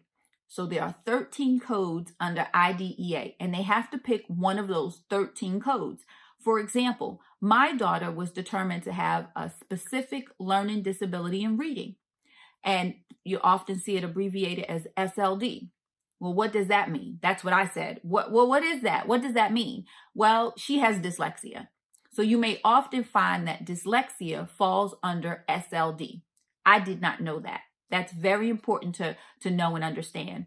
So once they determine eligibility, they must create and develop the IEP. And remember, you're a member of the IEP team, so you have some input and say when they develop the IEP. And the next step is implementing the IEP. It's one thing to have it all nice and in writing, but they must implement the IEP. Your child must receive their services and accommodations. And then the next step is monitoring progress and reviewing progress. This is huge. When we had an IEP and we got our report cards each quarter, we're supposed to get a progress report based on the IEP goals. I didn't know that. We were at IEP meeting maybe number 3, and the principal asked me about the progress report. And I said, what progress report? What are you talking about? And then the IEP chair shared that, I must have forgotten to give it to you. Right? So that's very important. I didn't know that. So you want to monitor and review progress, and not just during that time when you receive the report card and the IEP progress report. You want to continuously look at your child's homework, look at the work that they bring home, and review it and see if you recognize any patterns and if you see any progress. If not, you can always call an IEP meeting. The next step is your annual review. So at the end of the year, what worked, what did not work, what would you like to see changed? Be prepared and ready for that annual review. And then the last step is reevaluation. So there are 8 steps in the IEP process that you must familiarize yourself with. I'm going to go over them again very quickly. Request an evaluation in writing, the evaluation, determining eligibility, creating the IEP, implementing the IEP, we're at 5, and then we want to monitor and review progress, annual review, and then reevaluation. So there are 8 steps in the IEP process. You must familiarize yourself with those 8 steps. There are a lot of timelines included in there. There's a lot of legal things going on in there because that IEP document is a legal document, right? So documentation beats conversation. Document all your conversations, be organized, get a binder, keep everything in a binder, then put that binder in a box and put everything in that box and then continuously organize it and update it. So my name is Winifred Winston. My daughter received special education services via the IEP process. And I want you to do your due diligence to stay on top of this process so you don't experience any of the challenges that we did. So step 1 is actually writing the request, and Dr. Ingrid Amarini-Klimek is going to speak about that. Basically, what you do is you write a request and you say, I feel that my child, based on all my conversations with school personnel and, my observations as a parent, I feel that my child needs extra support. And I would like to request a review, an evaluation for an IEP. And that means that all these different evaluations are going to get conducted. There's going to be a psychological evaluation. There's going to be a social evaluation. You're going to have to come in. You're going to have to talk about what you see, as your home life strengths and difficulties and, how you see your child's difficulties. And there's going to be a class observation. All these things are going to come together. And then in the end, you are going to meet with the team. You as a parent are a central aspect of this team. So you are not just going to sit there and you're not just going to nod your head and listen to what the rest of the team has to say, but you are going to be able to give input and you are going to be able to talk to them and tell them, yes, I agree with everything you're saying. Let's talk about a plan. Or no, I think that maybe let's backtrack and let's see if something least restrictive or even more restrictive, whatever it is that you're considering, they should be able to listen to you. Next, recognize that it is probably not going to be smooth sailing from here on out, as we're going to hear from Dr. Carol Lieberman. So you really have to make an effort because sometimes first it takes a written request for your child to be evaluated for an IEP. And if that is ignored or delayed, it's not supposed to be delayed after a certain amount of time. And if they say no after they do, let's say they do an evaluation and they say no, or they make you go out and get a private person to do an evaluation, whatever it takes, sometimes it can be a rather rocky road to get to the actual accomplishment of getting an IEP. But you shouldn't lose hope, and you should just be persistent, politely persistent, and keep on going. So at this point, you're beginning to prepare for the IEP. And it's very important, as we're going to reiterate over and over here, is that the parent is the true expert. So preparing for the IEP, the start is preparing with your own observations, getting that documented. And Michelle Person is going to tell us about that now. As a parent, you should come with observations, very clear things that you have noticed that your child does when you're helping them at home, that you've noticed in previous years when you've tried to sit down with them in homework or when you've read to them at story time. How do they respond when you're working on homework? How do they act? What have you noticed about how they approach solving a math problem? Do they reverse their letters when they're writing? All of those things are pieces of information that the team will need from you. So when you are coming to the meeting, make sure that you have what works for you at home, what you've tried, because that can be considered part of the intervention process. So anything you've done at home consistently to try to help your child reach grade level would be helpful to know. Anything you have observed, things that you've noticed that you've seen your child do to either avoid work or to compensate for the fact that they're not sure how to do the work, or things that you've noticed that they've struggled with. Those are the kinds of things that you need to bring to the team at the meeting. Another important preparation you can do is actually learning the terminology. Every field has its own language, and so the last thing we want to do is to get into that meeting. It's going to be emotional at that point, and any terminology that's thrown at you may cause more difficulties, may slip you up. So learning some of the terminology ahead of time is going to be beneficial. So we're going to hear from Dana Stahl, who is an educational consultant, diagnostician, and child advocate, about the importance of learning the terminology ahead of time. Learn educational terminology. Every industry has its own language. It is imperative that parents learn the language of education in order to maintain an ongoing dialogue with your child's teachers and to effectively partner with their schools. Learn the terms that are used on a daily basis in school, are contained in your child's 504 and IEP plans, and help to facilitate and maintain home-school communication. There are a couple terms that are really important to understand the meaning of. Catherine Garford is going to help us with those. If your child has an IEP or is going to have an IEP, it's important that you understand these 4 terms.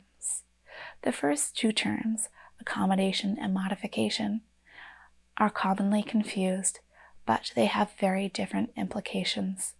An accommodation is sometimes referred to as an adaptation, and it is the techniques and materials that are used to help facilitate your child's learning or their demonstration of learning. Accommodations do not change what your child is expected to learn. Accommodations do not provide your child with an unfair advantage over their peers. It serves to level the playing field so your child has access to the same learning materials and has the ability to demonstrate their learning. Modifications, on the other hand, change what your child is expected to learn. Modifications can happen for one subject or for as many subjects as your student needs. Modifications can be short-term, in place for while your child catches up to their peers, or they can last for your child's entire education. Modifications allow your child to participate in classroom instruction even if they're acting on a different intellectual level than their peers. Another thing that can really trip you up during the meeting is some of the handouts that you're going to be given and expected to know right at that point. And it's better to, again, be prepared than letting this being a big stumbling block. And Nicole Black is going to speak to us about the importance of that. Here's Nicole. When you walk in, they're going to give you a big stack of paper. It's your parent rights, things you need to know. And it's a lot of mumbo jumbo, a lot of, very fancy words, and it can be really intimidating. And you have to sign that you received it and that you understand everything in it, but you're given 5 seconds to look it over. So ask for these rights ahead of time, before the meeting. Say that you want to read them before you come in. You're going to find nuggets in there. I went over it one time with a fine-tooth comb, and I actually didn't even do it for me and my daughter. I did it for a girlfriend. She was asking me a question and I didn't know the answer. And so I carefully read through it. I found things like you don't have to sign the IEP if you don't agree with it, or if you want some time to go over it. You can record the IEP meeting if you give them a certain amount of time warning and you do it in writing. Read through it and find the things that are going to be helpful for you. You can bring in an advocate with you with certain, if you let them know ahead of time. There are things that you can do before to prep if you have these rights. So ask for them before your first IEP meeting. Nicole Thompson tells us that additionally, it's important to get a copy of the draft report before the actual meeting. to prepare for the meeting, make sure that they send you a copy of the draft report a couple of days beforehand so you can actually go over it and highlight the things that you have questions about, or, just highlight information that may not be relevant or information that you think should be included that they didn't include, but just look over that draft report and come prepared to ask questions. And if in the meeting they're discussing things and they're using jargon, excuse yourself and say, I really don't understand. Could you clarify? Could you help me better? And one way that they could really clarify, and I use this quite often, is to use like graphs and statistics and things like that. And with the graph, I use the bell curve quite often and is very effective in explaining information to the parents. So just be prepared. Chris Reichert, who is a special education teacher and a disability advocate, tells us it's important to have an overview of our goals in the IEP and to actually document those.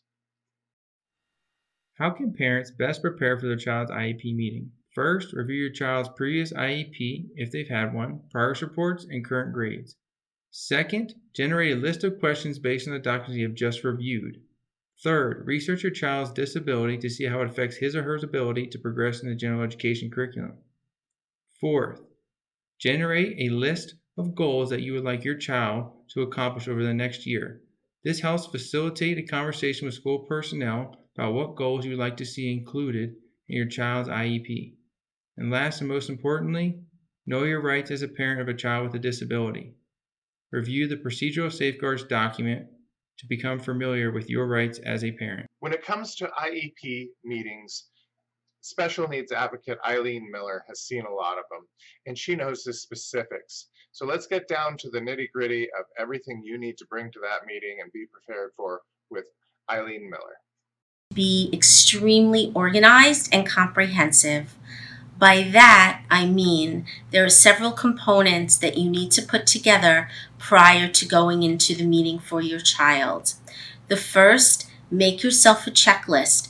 Write down everything that you are looking for your child to receive in regards to support services, classroom placement, in-home instruction if applicable, and anything else that you feel as though would help your child to succeed and get to the level that they need to be. That again can be maybe you prefer your child in a self-contained classroom. Maybe you feel as though you would like them mainstreamed and maybe just pulled out for certain services.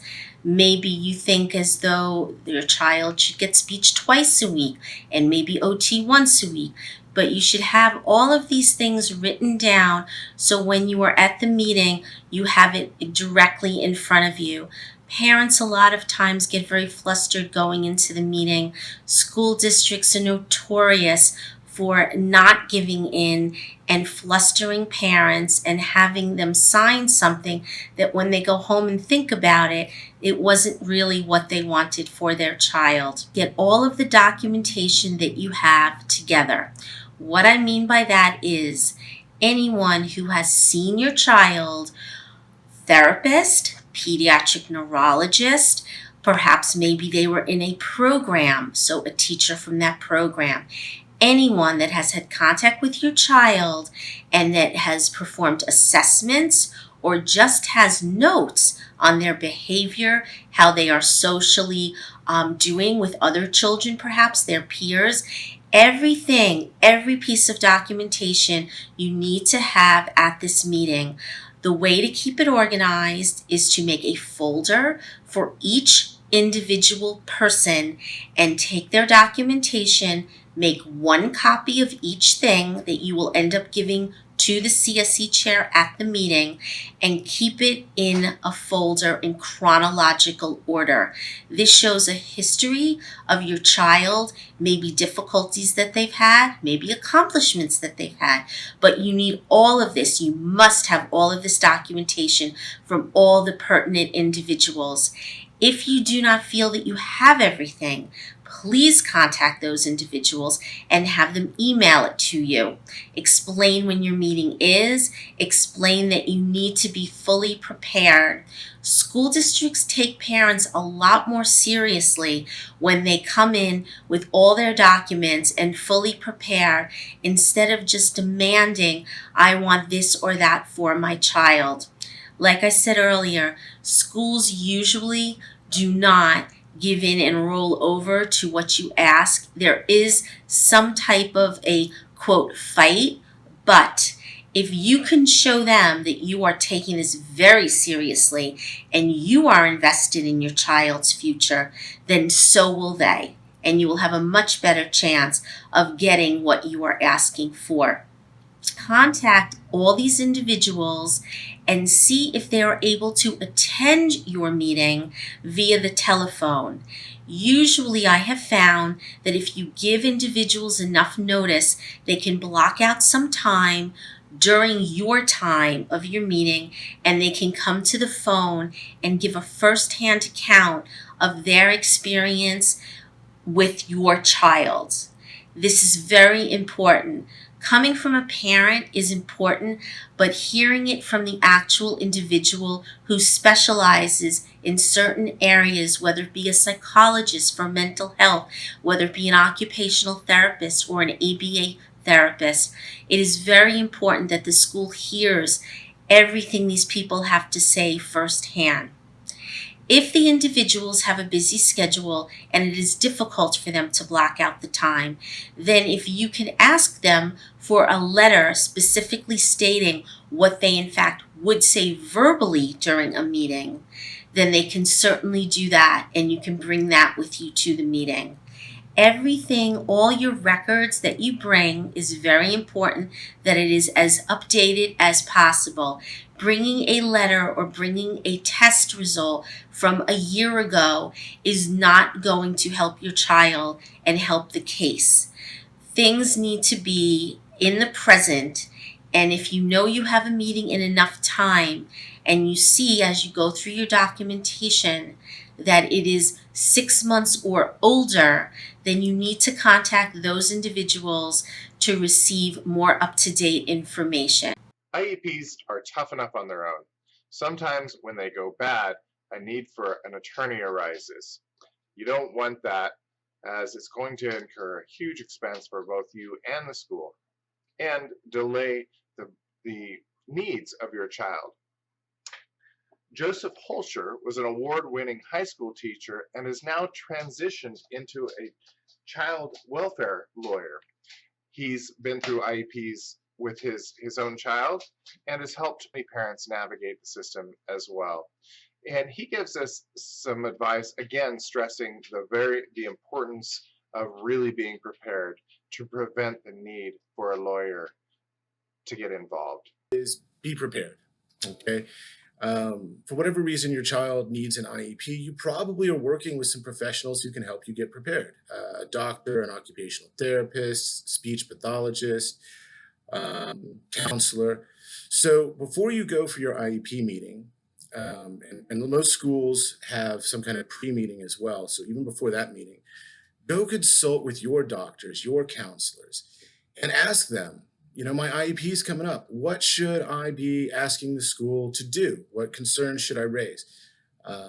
You know your child better than anybody else. So you may have some ideas for what the school needs to be doing differently. I know we do usually, and most of the parents I work with do. So think about those, list them out. Spend some time coming up with ideas for how to address those concerns that you have, and go into your ARD meeting or IEP meeting with a game plan and a checklist for things that your child needs. That'll help you stay on track in the meeting and know what to ask for. Most children who are struggling in school are going to have behavior problems. These behavior problems are all really actually avoidance strategies for the most part. Their confidence has dropped off considerably. Their self-esteem is very low. It's in the gutter. they feel like they are very lacking in intelligence, although it's very likely that they're exceedingly intelligent. They just learn differently. But because they're trying to hide this supposed or their perception of a lack of intelligence, they're going to do that with behavior problems.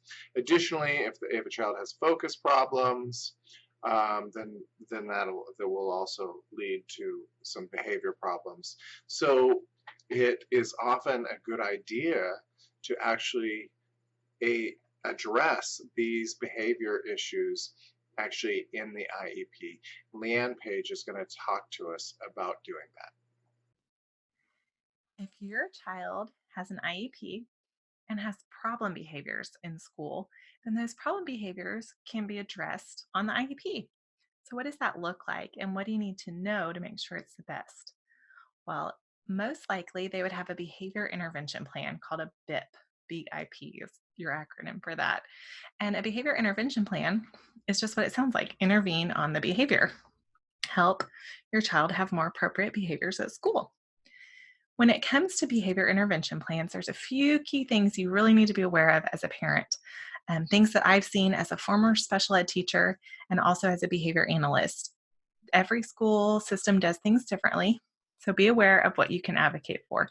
First of all, a behavior intervention plan needs to be based on something, right? We don't just make up plans. They're based on data and assessments. And in this case, for behavior, it's called an FBA, a functional behavior assessment.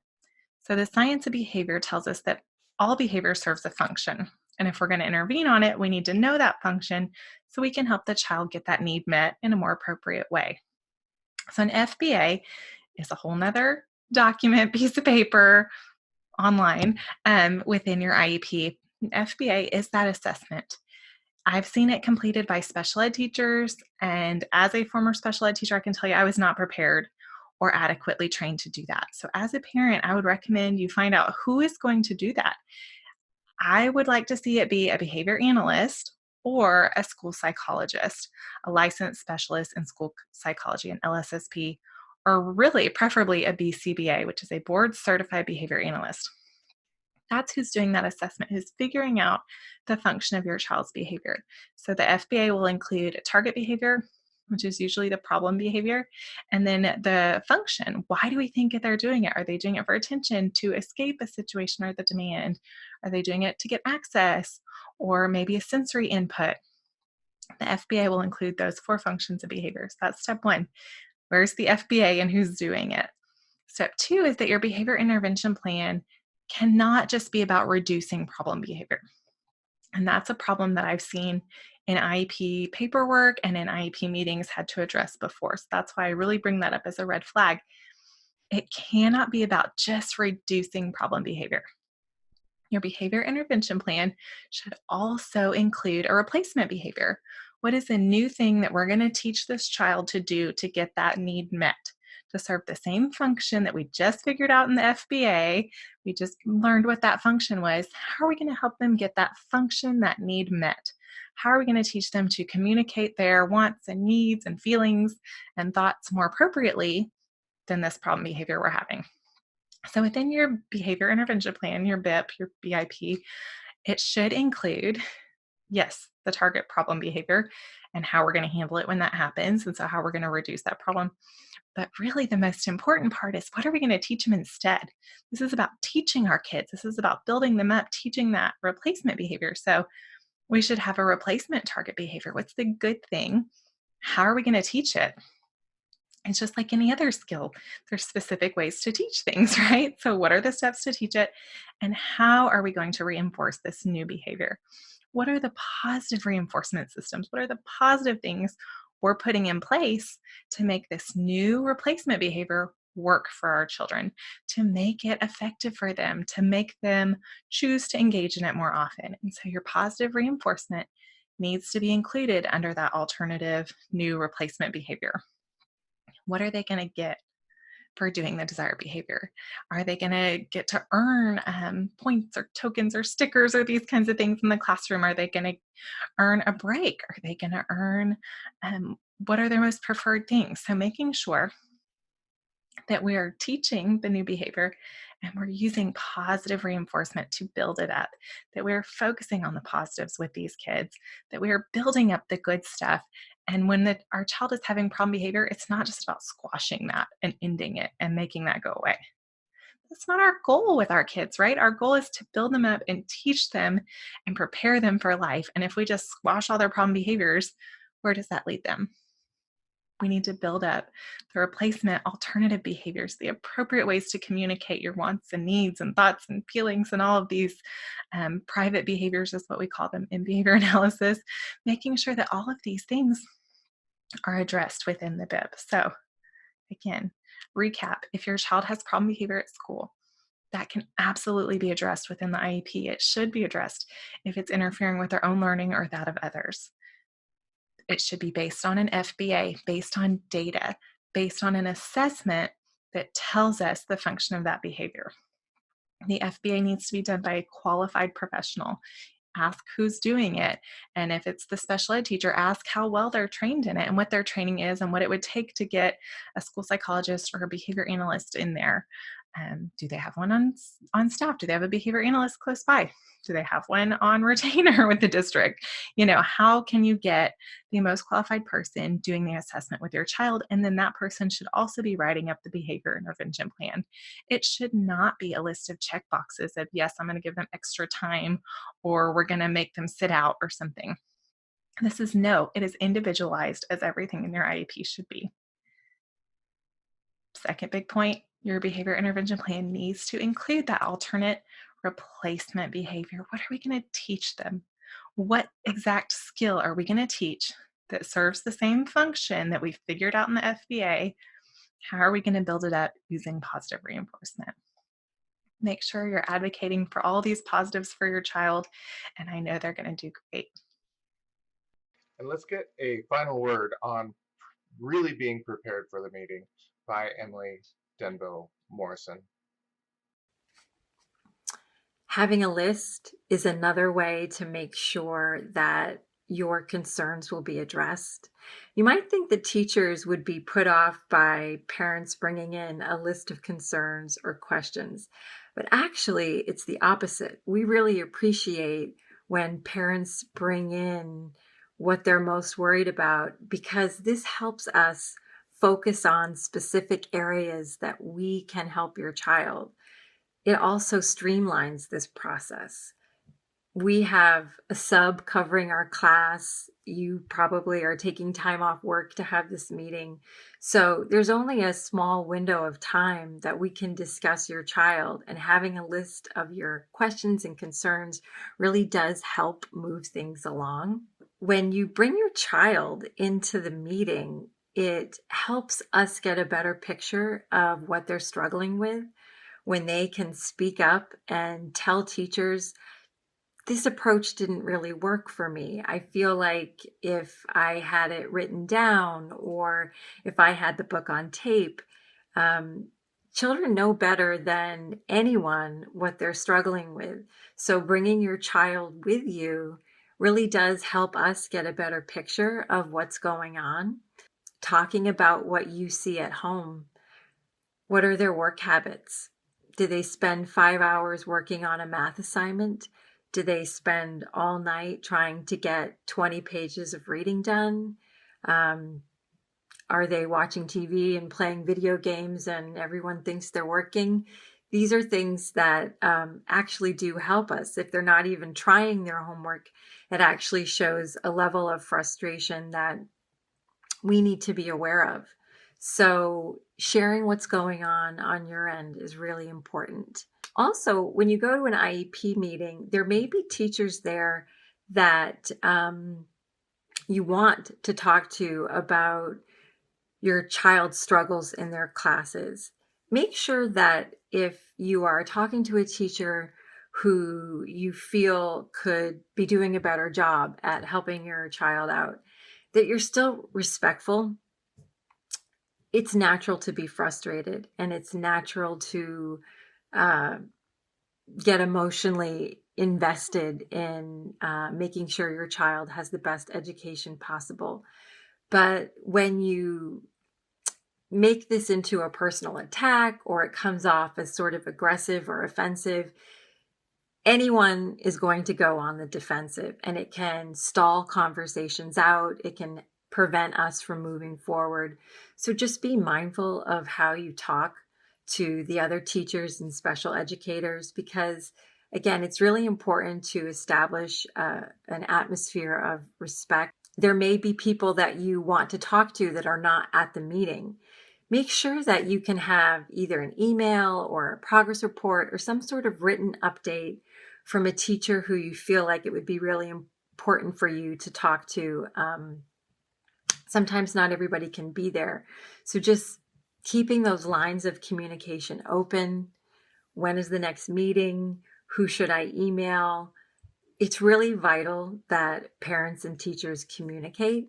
The number one determining factor in a child's success is parental involvement, and number two is teacher involvement.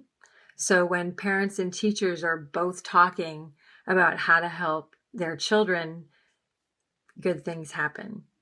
It can't be stressed enough that the parent is the true expert with their child. So we're going to go through a rapid fire discussion from our experts on not only the fact that they are the child's expert, but realizing that how they can be more of an expert and how they can stand strong as an expert. So let's listen to this rapid fire series from all of our experts who agree that truly the parent is the greatest expert for their child. You want to make sure that you remember that you are the expert in your child. You want to offer any specific information or insight that will be valuable into making the learning environment more comfortable for your student. Now, teachers and the educators and the staff at the school, yes, they're trained in specific content areas and they're the experts, or they should be experts in specific given content areas, but you are the expert in your child. And no one knows your child better than you. So oftentimes you're going to have greater insight or greater knowledge in how to help your child to receive the content that there's going to be delivered to them. So whatever help you can give to the teachers as far as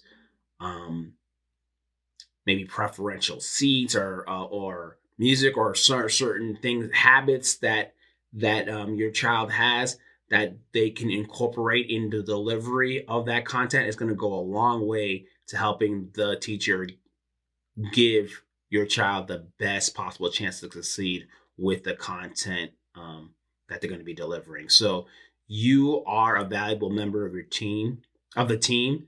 And so you need to understand that your input and the anecdotes that you can give is not inferior at all.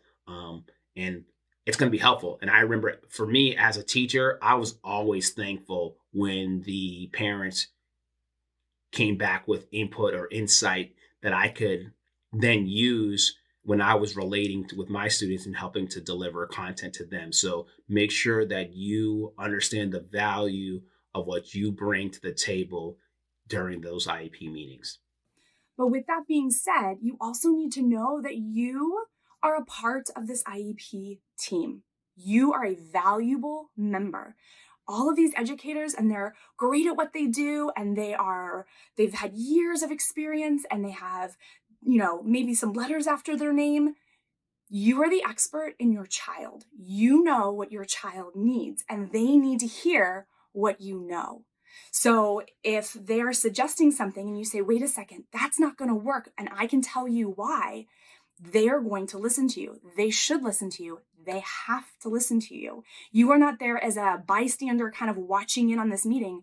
You are a valuable part of this team, and you have a say. And if you don't like the outcome, you don't have to sign the IEP. You can go through mediation. So assume that they want what's best, but go in knowing also that you are your child's voice. You can do it in a kind way. You can say, oh, I'm so sorry, that's not going to work for my child, and here's why.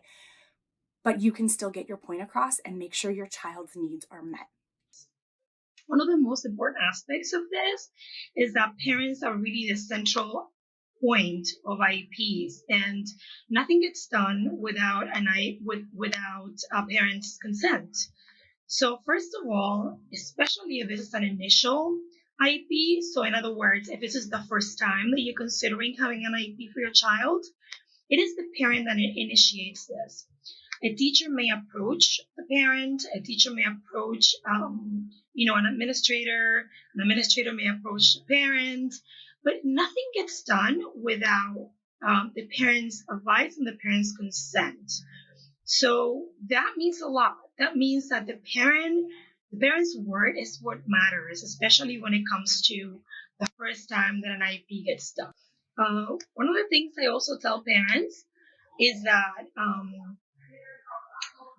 you should also keep in the back of your mind that, say, for example, you went through the evaluations, you went to the IEP team meeting, an IEP is being drafted for your child, and then you go home and you feel like maybe something that, maybe you're thinking about something else that it didn't occur to you at the meeting. You can always go back and have that revised. You have 10 days to, write back to the team and say, listen, I didn't think about this at the meeting, but please incorporate this into the plan. You can always request a review.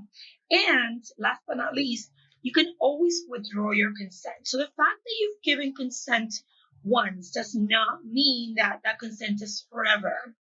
You can have your child be serviced through an IEP, and then 2 years from now, you feel like that was not something that should have been done, and you can withdraw your consent, and it's like you've never given consent at all. You're given 10 days to change your mind, and if that, doesn't happen, then your child becomes a general education student.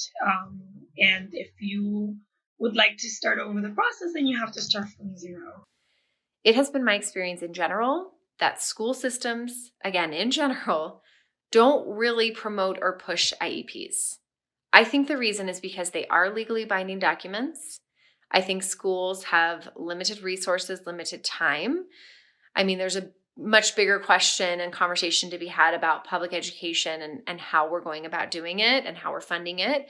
But without going off on that tangent, I think because schools are stretched so thin, they don't jump right into an IEP. So if you feel like your child is struggling, if your child is struggling. And I think the first step is to not doubt yourself, but also to educate yourself and know that there is a difference between an IEP and a 504. Know that a school will have to evaluate your child in order to create an IEP for them.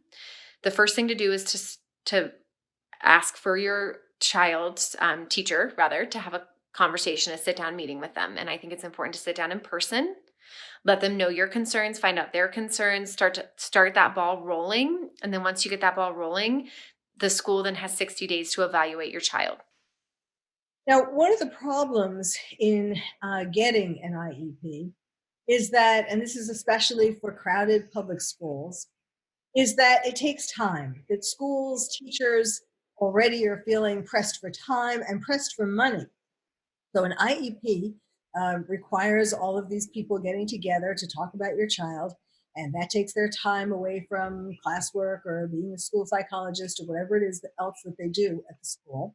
And so they're reluctant oftentimes to take all of this manpower into a meeting that's usually at least an hour and to give it to various kids, especially these days, because so many more kids these days are having problems learning, whether it's because of issues like ADD or ADHD or depression, anxiety, autism spectrum, all kinds of psychological issues, and so they are potentially being and increasingly being overloaded with parents asking for IEPs, and so that makes them more reluctant.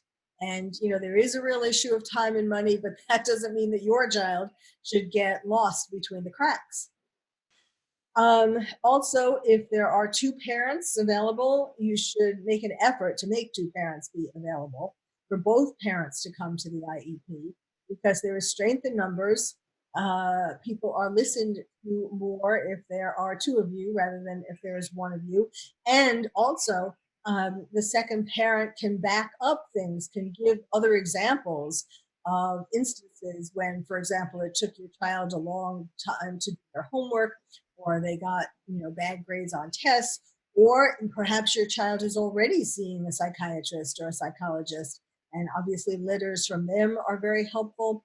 But even though it can be sort of a rocky road, as I said, not like the ice cream, you really have to keep persisting.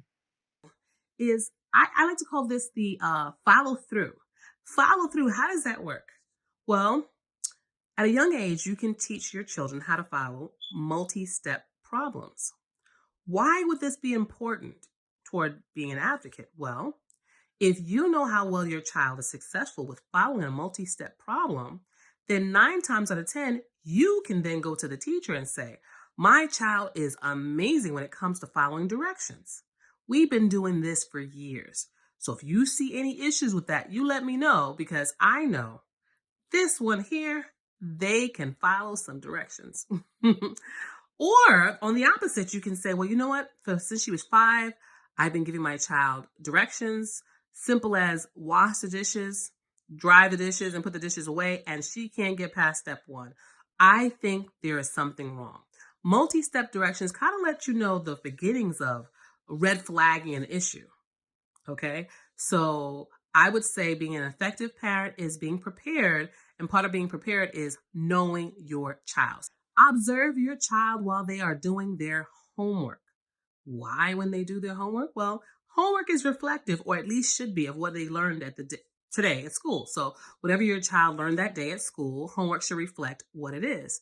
If they're doing homework and you notice that they're struggling through a certain standard that teacher's teaching, they're just not getting it. You see they're not getting it. It's just not hitting home, and there's a major struggle, right? If you're observing while you're doing this homework, you can write a little note for yourself and then send an email to the teacher and you know what? I noticed my daughter is really struggling in this manner. I really need your help. Can you help me? Or I noticed she doesn't get the standard that you're teaching. How is she doing in the classroom? Because this may be a problem that I'd like to address immediately. All of this will create an understanding for you that's more holistic. So if in the event you have to go in front of a child study team and you're interviewed about your child, you can let everyone know that I am an expert. The other educators on the team will say, yes, Ms. Harvey's an expert in this. How do I know? Is she's super involved and super helpful, and she even monitors and observes at home how her child is responding to the work that we send home. That works out in your child's best interest in the long run. It also shows that you are willing and able to advocate at any point in time for your child. A lot of parents are confronted with this group of individuals on the IEP team. They don't feel like they're as qualified as they are. These are people with authority, people with special credentials. But again, you're the expert on your child, and you are a key member of your ARD committee or IEP team. So don't worry about asking questions, right? Asking questions is an opportunity for other people to really clarify and give you the benefit of their expertise. And it's a good way to make sure that everybody's expectations are on the same page. So ask questions and ask detailed questions. For example, my child needs breaks sometimes during class. So right now, when they say we want to give him more breaks during class, make sure he has an opportunity for breaks, my question is, well, how are we going to do that? And he uses a break card that he holds up. He just needs a few minutes, not have anybody interact with him, so he can kind of gather himself. A follow-up question to that is, how are we going to address that in class? Because, he's the only one with a break card. So I don't want my son coming home and being, all upset and telling me that the teacher embarrassed him in class. So getting the teacher to think about that ahead of time is a good way to make sure that the first time it happens, there's no scene or anything like that, no drama. Just all these questions are an opportunity to get people to think about the nitty-gritty of how this IEP is going to be implemented, as well as what's on the IEP. So ask questions. Ask until you understand it. Don't stop until you are really clear on what's going on. And frequently, these meetings can become contentious, leading parents to feel as if they're excluded in helping to make decisions about their child's education. Federal and state educational laws stipulate that a parent is one of the most important members at the table when deciding eligibility for special education. In fact, school districts have been sued by parents because parents were neither included nor properly informed of their rights at the table. Is really sit down and get involved with your child's schoolwork. So when they're doing their homework, make sure that you're right there and you're really paying attention to what they're struggling in. Because the more specific you get, the more specific the information you can relay to the teacher, which will help in ways of helping your student. So let's say that they're struggling in math and you notice that the specific area that they're struggling in is, let's say, adding fractions. So you would identify the exact area where they're struggling in, and you would relay that information to the teacher. While you're relaying that information to the teacher, suggest ways that maybe will increase interest for your child. So you know your child better than any of the educators. You know them in and out. You know their weaknesses. You know their strengths. So according to their strengths, let's just say they're very creative or they're very organized. You tell the teacher, little John is very creative. He's very organized. Given that, I think it'll be a good idea if you implement some of these things into the curriculum for him to see if it helps, to see if that intervention will help, right? So once it gets to the psychologist, she'll interview you, the parent, to get pertinent information in evaluating your child. And the information that you should be very familiar with and very open with sharing with the psychologist is medical history, history about their work habits, their schoolwork habits. Have they always struggled? Is this something that just came up and you just started to notice it? It's things like that that really makes a huge difference. And in terms of medical, you want to mention if they've ever had an increased lead level, because that actually matters. You want to mention if they had any type of head trauma. A lot of us don't really take enough time out to realize how damaging head trauma can be. But it can be as little an incident as little as maybe falling off a bed. But if the child fell off the bed and hit their head directly, it could have been enough of an impact to cause a concussion. And in some cases, concussions cause learning disabilities. So you want to be very mindful of that information when you're sharing it with the psychologist. How can you advocate for your child in the process? If you disagree with anything that the educators are saying, make it known and give your reasons why you're disagreeing. Again, because you know more than any of the educators know. But just be mindful that some things may show up in a test that you're not fully aware of. So just be open to receive the information. Do not sign anything at the meeting. Always tell the school and whoever is at the meeting, whether it's the CSE chair, psychologist, special ed teacher, an itinerant teacher, whoever is there, that you want to think about everything that was discussed during the meeting, and you will get back to them within 24 hours, which is a reasonable amount of time for you to go home, talk to your spouse or your family members, and really think without any distractions what was said, and if what they proposed is something that you would feel is acceptable. Please get back to them in 24 hours if that's what you tell them. It is based on an honesty system. You want a collaborative relationship with the school. And if you tell them you're going to do something and you do not, that will not allow them to believe you the next time you tell them something. It goes on the flip side that if the school tells you, they will get back to you in the next day or two after you've brought something up to them, then you expect them to hold their word as well. Parents hold valuable information regarding their child's strengths, abilities, and needs. This information will equip teachers with a balanced and complete picture of what the student needs to be successful. Actively participate in meetings. You are your child's voice in those meetings until he or she is able to participate. So it's really important that you be that voice, that you share the perspective from your child of what it's like to have the disability or to address some of the struggles, and really to remind people of not only the areas where your child falls short, but also his or her unique strengths. Sometimes in IEP meetings, we focus so much on what's not working out or what the child isn't doing that we forget to focus on all of the strengths that each child comes with and determine ways that we can leverage those strengths to assist with some of those areas for weakness. So when you're in meetings, make sure that you're actively participating. Ask questions if you don't know. I was a former educator, so I know we have our own alphabet soup and everyone starts using teacher lingo. And if you don't know, ask people to slow down and make sure that you understand. It is important that you know and are actively participating so that you can provide actual consent. And if you are not clear on what's going on, I don't want you to be in a position where you get steamrolled because you didn't know. So ask. Just like we tell our students, our children, if you don't know, ask for help. Ask for help in those meetings to try to understand what everyone is talking about if you're unclear. But getting an IEP in place, and then once the IEP is in place, your job is not done.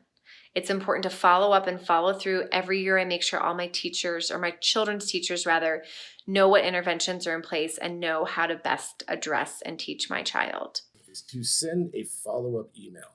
Okay. Now, when they hand you an IEP, if something's vague, like it just says, give some more breaks in class, feel free to write in details and ask, like, hey, my understanding is we're going to do it with a break card, right? So is it okay if I just write this in here? I mean, they can't say no if that's what they said. So you write it in, you initial it, they initial it, and that's part of the IEP. You want the documentation. But if you forget something like that, if you don't do that, or the IEP has something that's vague, or you have a question that comes up after the meeting, as often happens, the best way to do that is to send a follow-up email with a copy of your notes, okay, and a request for everybody to review them, as well as list out all of your understandings about how each step of the IEP is going to be handled, what everybody's obligations are, and who your points of contact are if an issue comes up, who you go to first, who you go to second, and so forth. And ask them, is everybody else in agreement that this is what happened? Do you guys have any questions? Is there any other obligations on my part?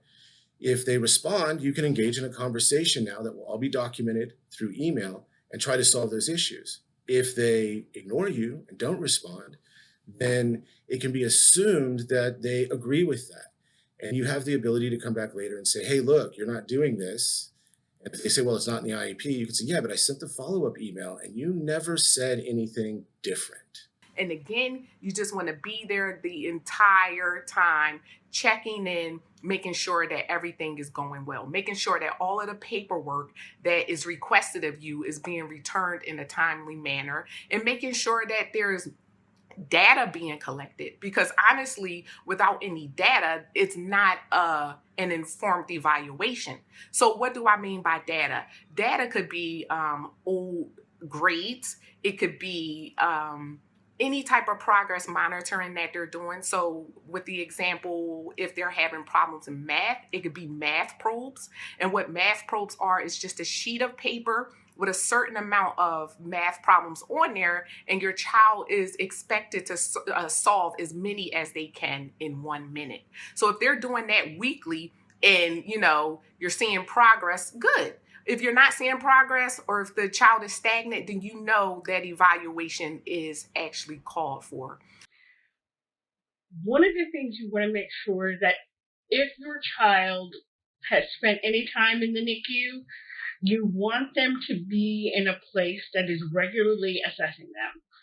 And so there are centers that use the Ages and Stages questionnaire, which is something that you as a parent can use if your child isn't going to early childhood centers at home with you. You can order the Ages and Stages questionnaire and do the assessment yourself, and then you send it off to them and they send it back to you. So that's an avenue you can use. You can use an early childhood special ed program. Easter Seals does those, and they are wonderful. I love them.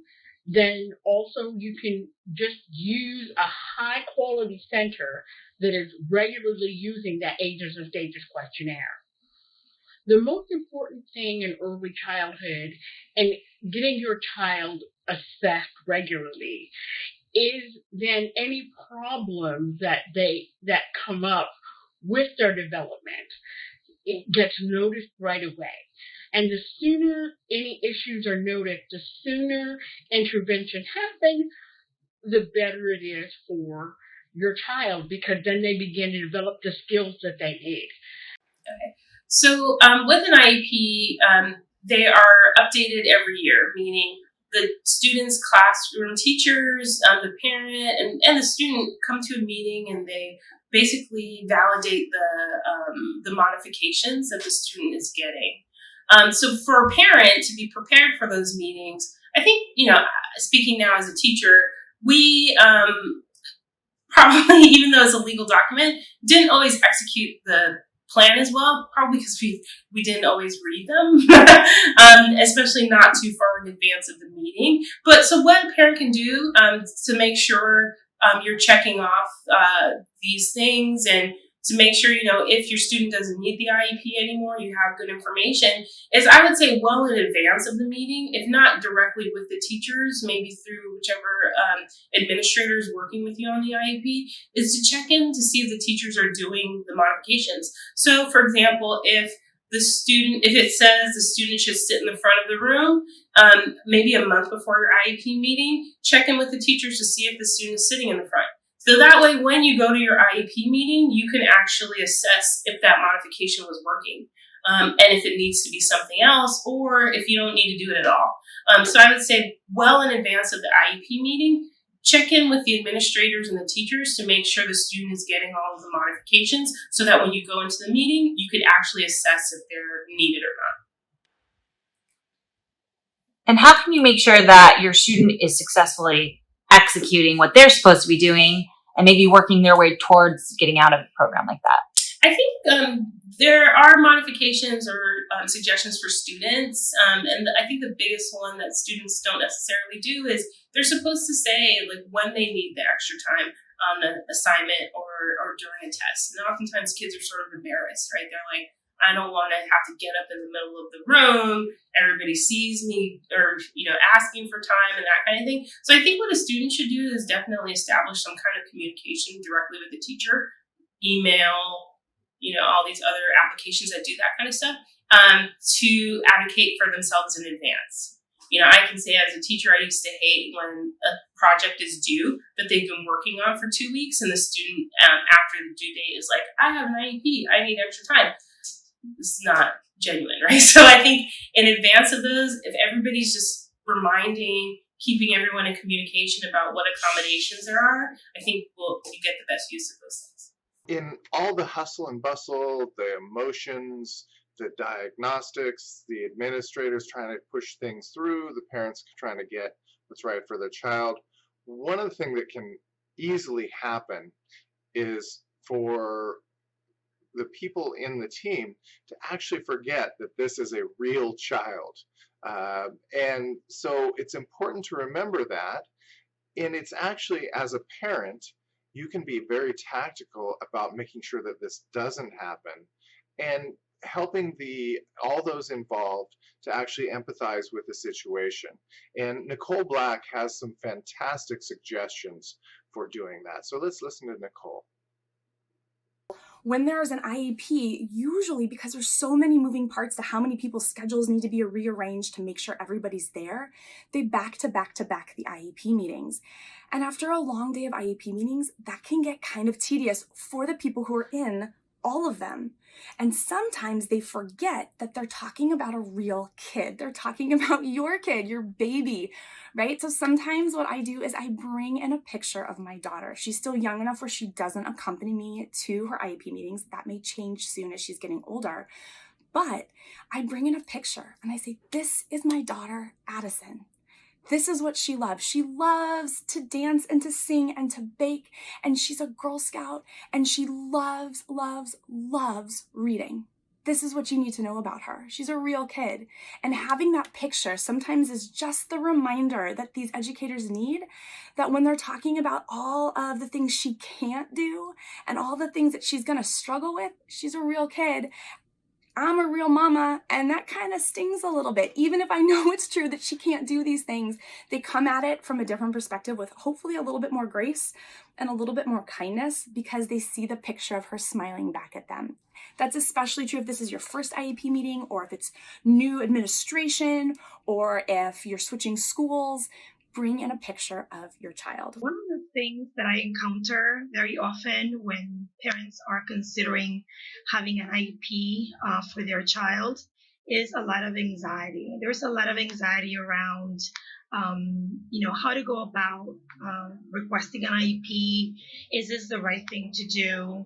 And the feeling that an IEP is something that's to be done to a child and not for the child. You need to sort of prepare your child. It's important to not make your child feel as though they are being singled out, special ed, that they're not special in a bad way, that some of the most brilliant people, some scientists and all kinds of people who have high positions have had different kinds of learning disorders. So you really need to sort of, because they're going to be interviewed when they're being evaluated for the IEP. So it's important to not make them feel like they're dumb, or that they are sitting in a corner with a dunce cap, or anything like that, any of those kinds of stereotypes. But that you are just different people have different ways of learning, and you are just trying to help them find the way that works best for their success. Creating a work environment that's conducive to your child's zen and happiness. Because when your child is stressed out at school, they don't want to come home and do more work. So if you create a positive, zen-like learning environment, learning and education won't seem so negative, especially if they're struggling at school. Trust me, they're going to push back greatly, and you don't want that to happen. So create an environment where you show it feels zen-like, and then your behavior and your attitude towards what's going on with your child doesn't show frustration, but more like warmth and caring, and then a need to want to help them. If they feel that you really want to work with them and help them, trust me, they will follow through. If you do have a struggling student, okay, they don't have great follow through, their homework skills are not, they're kind of subpar, their learning environment they can care less about, subpar, that truly means that you need to run to this tip 5, and that is create a situation where they are winning. A lot of times, you might want to look at what they excel and are successful in. What do they like? What hobbies they like? Allow them to do that with extracurricular activities so they can feel what success feels like. It gives them an opportunity to be successful. And sometimes extracurricular activities are helpful in trying to get them to understand the work that they do on a daily basis in the classroom. What Nashima just said there is vitally important. Not only are those little wins going to possibly help by transferring into the classroom, but they're also going to build confidence, and they're going to develop more of a love of learning for the child.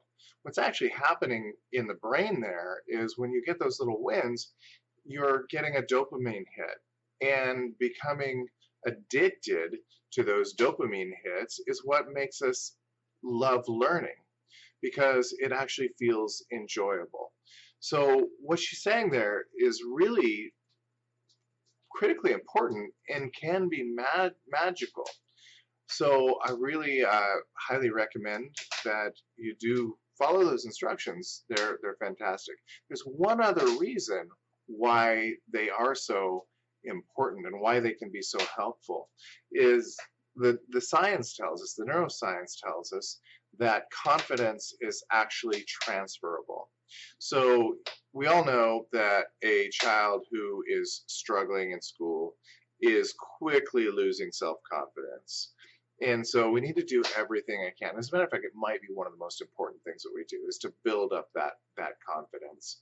So by getting those wins in other areas of life, no matter where they are, confidence is transferable. And so you can use this little trick of when you can build up confidence in other things, then create a list, the I am good at list. As a matter of fact, this is an exercise we always recommend in the learning success system.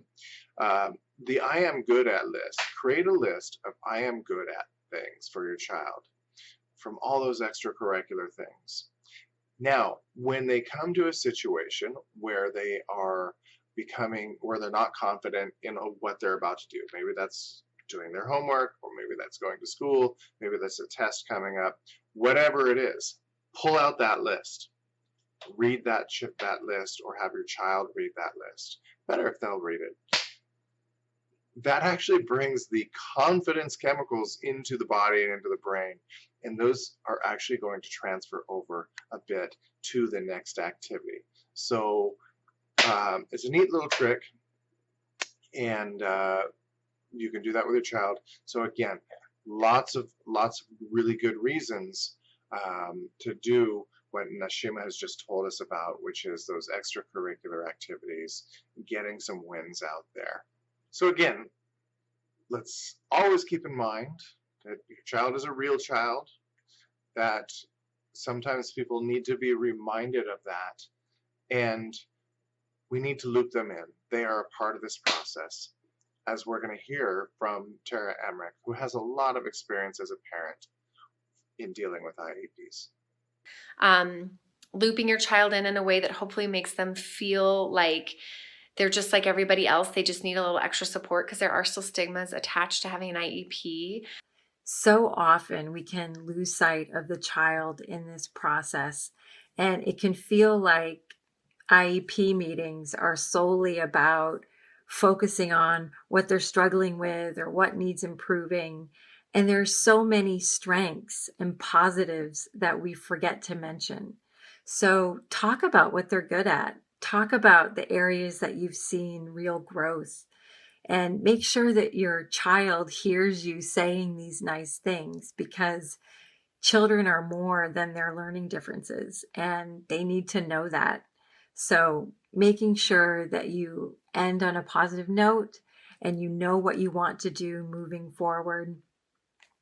These are really important to helping your son or daughter deal with their learning difference and ultimately have a very successful, positive outcome with their education. It's also important to remember that children that have a learning difficulty of some sort typically will have a gift that comes along with it. It's not going to feel like a gift at first, but as you go along and you correct the learning difficulty itself, you'll find that their brain compensated in some way, and that compensation always, or almost always, results in a gift. They'll have an intelligence, a sort of intelligence that others won't. We're going to listen to Barbara Harvey on that, who points that fact out very clearly. Remember that a lot of people think that children with a disorder or disabled, it's really that they're differently abled. It means that they have to learn a different way to do what everybody else does. And really, that's all a speech therapist or an occupational therapist or behavioral therapist or any of the professionals that are working with young children are doing, is giving them the tools they need to do what everybody else does in their way. And so that's the importance of it. There are things people who have disorders, I'm visually impaired. So my role model, everybody knows Helen Keller, but most people don't know that Franklin Delano Roosevelt was visually impaired. Claude Monet was visually impaired. One of the most famous artists in the world had visual issues. So your child life doesn't have to be stunted because they have this problem. They just have to develop different abilities to do what everybody else does in a different way. It's not a death sentence. It's not your child will never be able to do things. I knew a young man with Down syndrome who runs his own business. I know a young lady who's autistic who is a model. I know a lady who is she walks on crutches, but she's one of the best teachers I have ever had. So don't look at your child as disabled. Look at them as differently abled and empower them to do whatever it is they need to do. The only limit to your child is low expectations. So don't limit them. They already have a challenge. Make that challenge as small as you possibly can, and then help them take on the world. It's a very unfortunate fact that our nation's prisons have a very high percentage of adults with different learning disabilities, such as dyslexia, that did not get the help.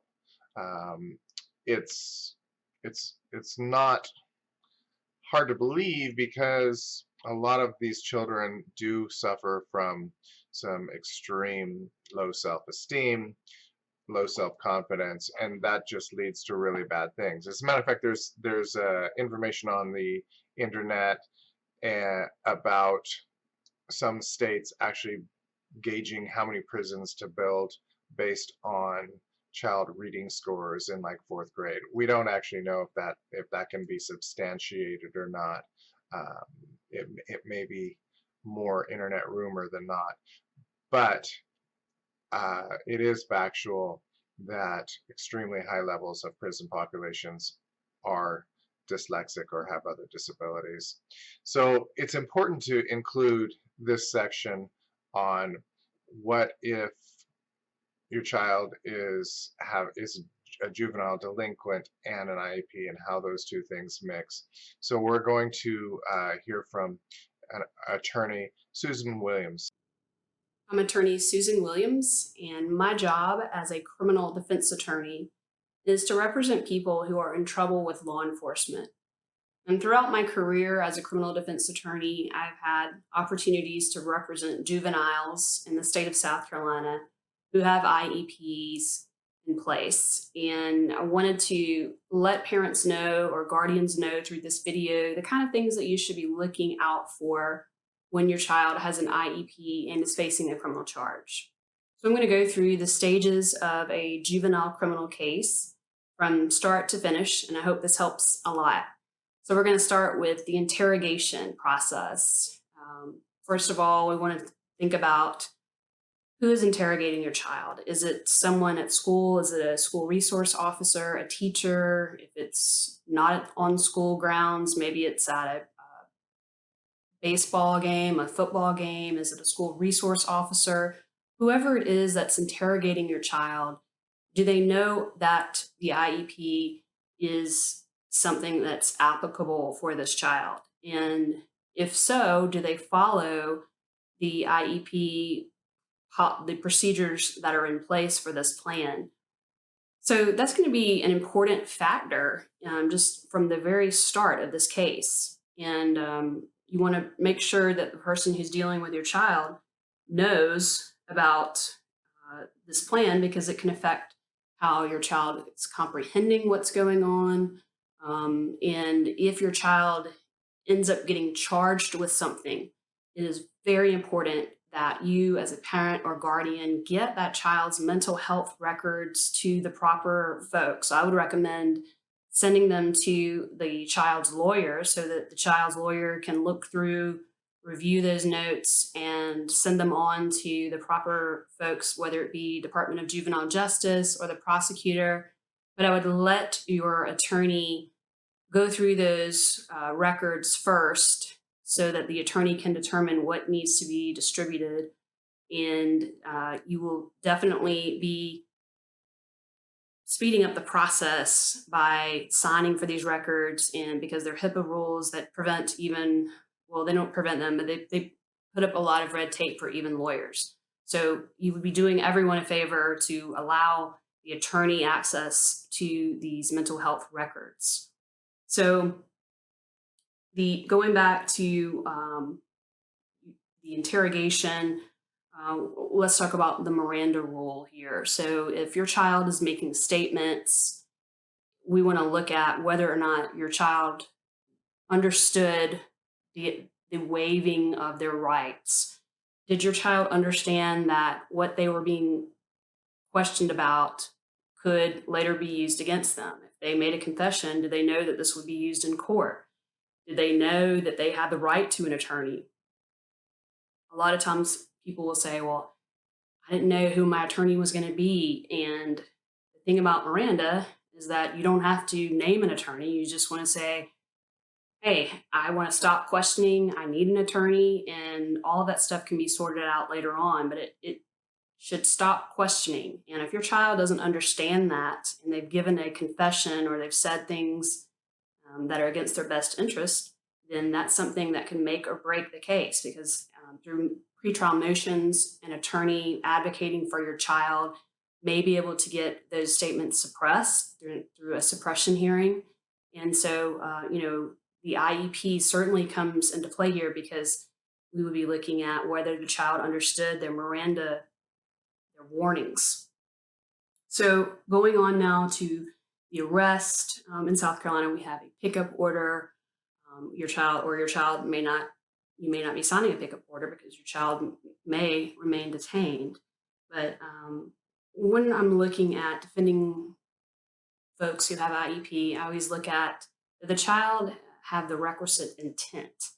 An evaluation may be in order, competency evaluation may be something that an attorney can do before the detention hearing or the adjudication hearing goes forward. If the attorney has questions about the child's competency, whether they had a way of knowing right and wrong, and there are many other things to this, an attorney should, out of an abundance of caution, get this type of examination or evaluation done.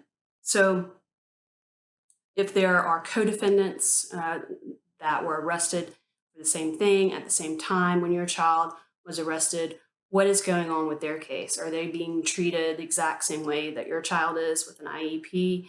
And, a lot of times I will separate my defendant, if I can, from the co-defendants so that I can see, what is going on, what happened, how are they sentenced, and, what happened with their case.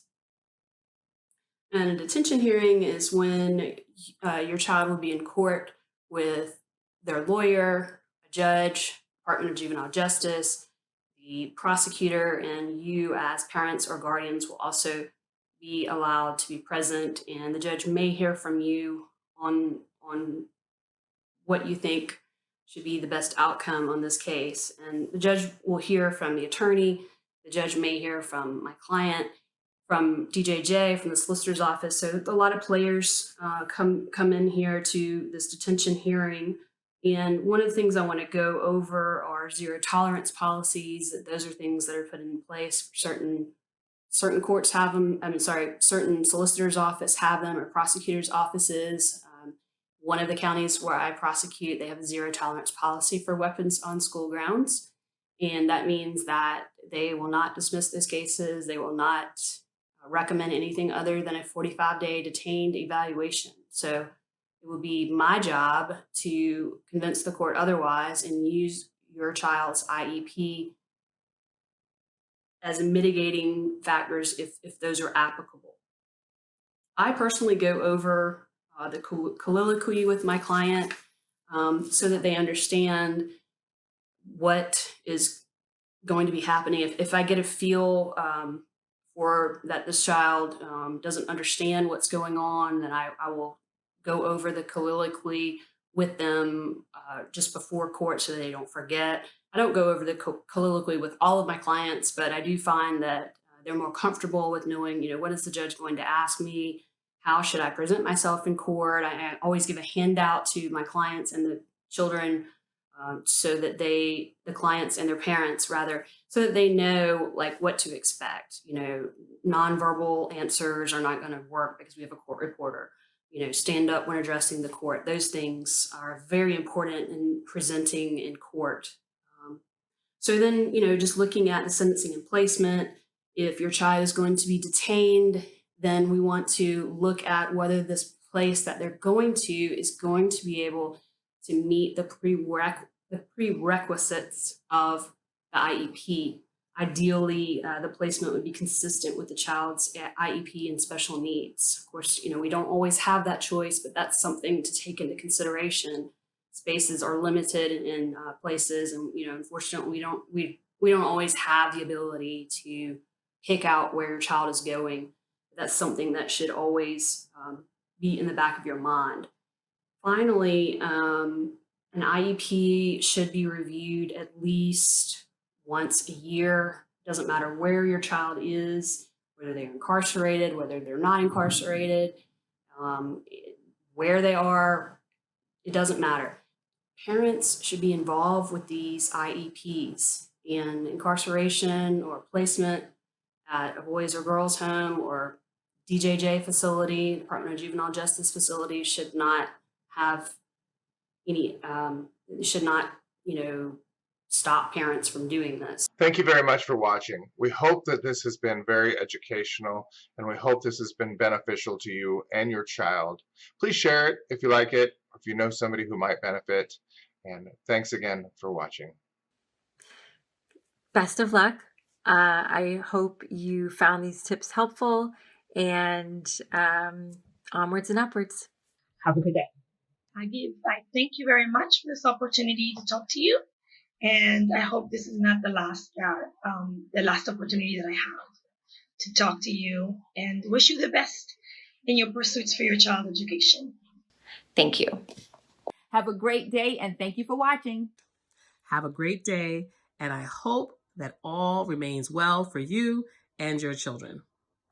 So good luck this school year, y'all. And I can tell you right now, you're on the right track because you're watching this video. That means you're one of the parents who really cares, is really trying to do the best. So congratulations on that. I wish you all the best. I thank you. Have a good one. And I wish you and your family the best of luck in getting all the services that your child so richly deserves. And know that more often than not, there's nothing wrong with your child. Thanks.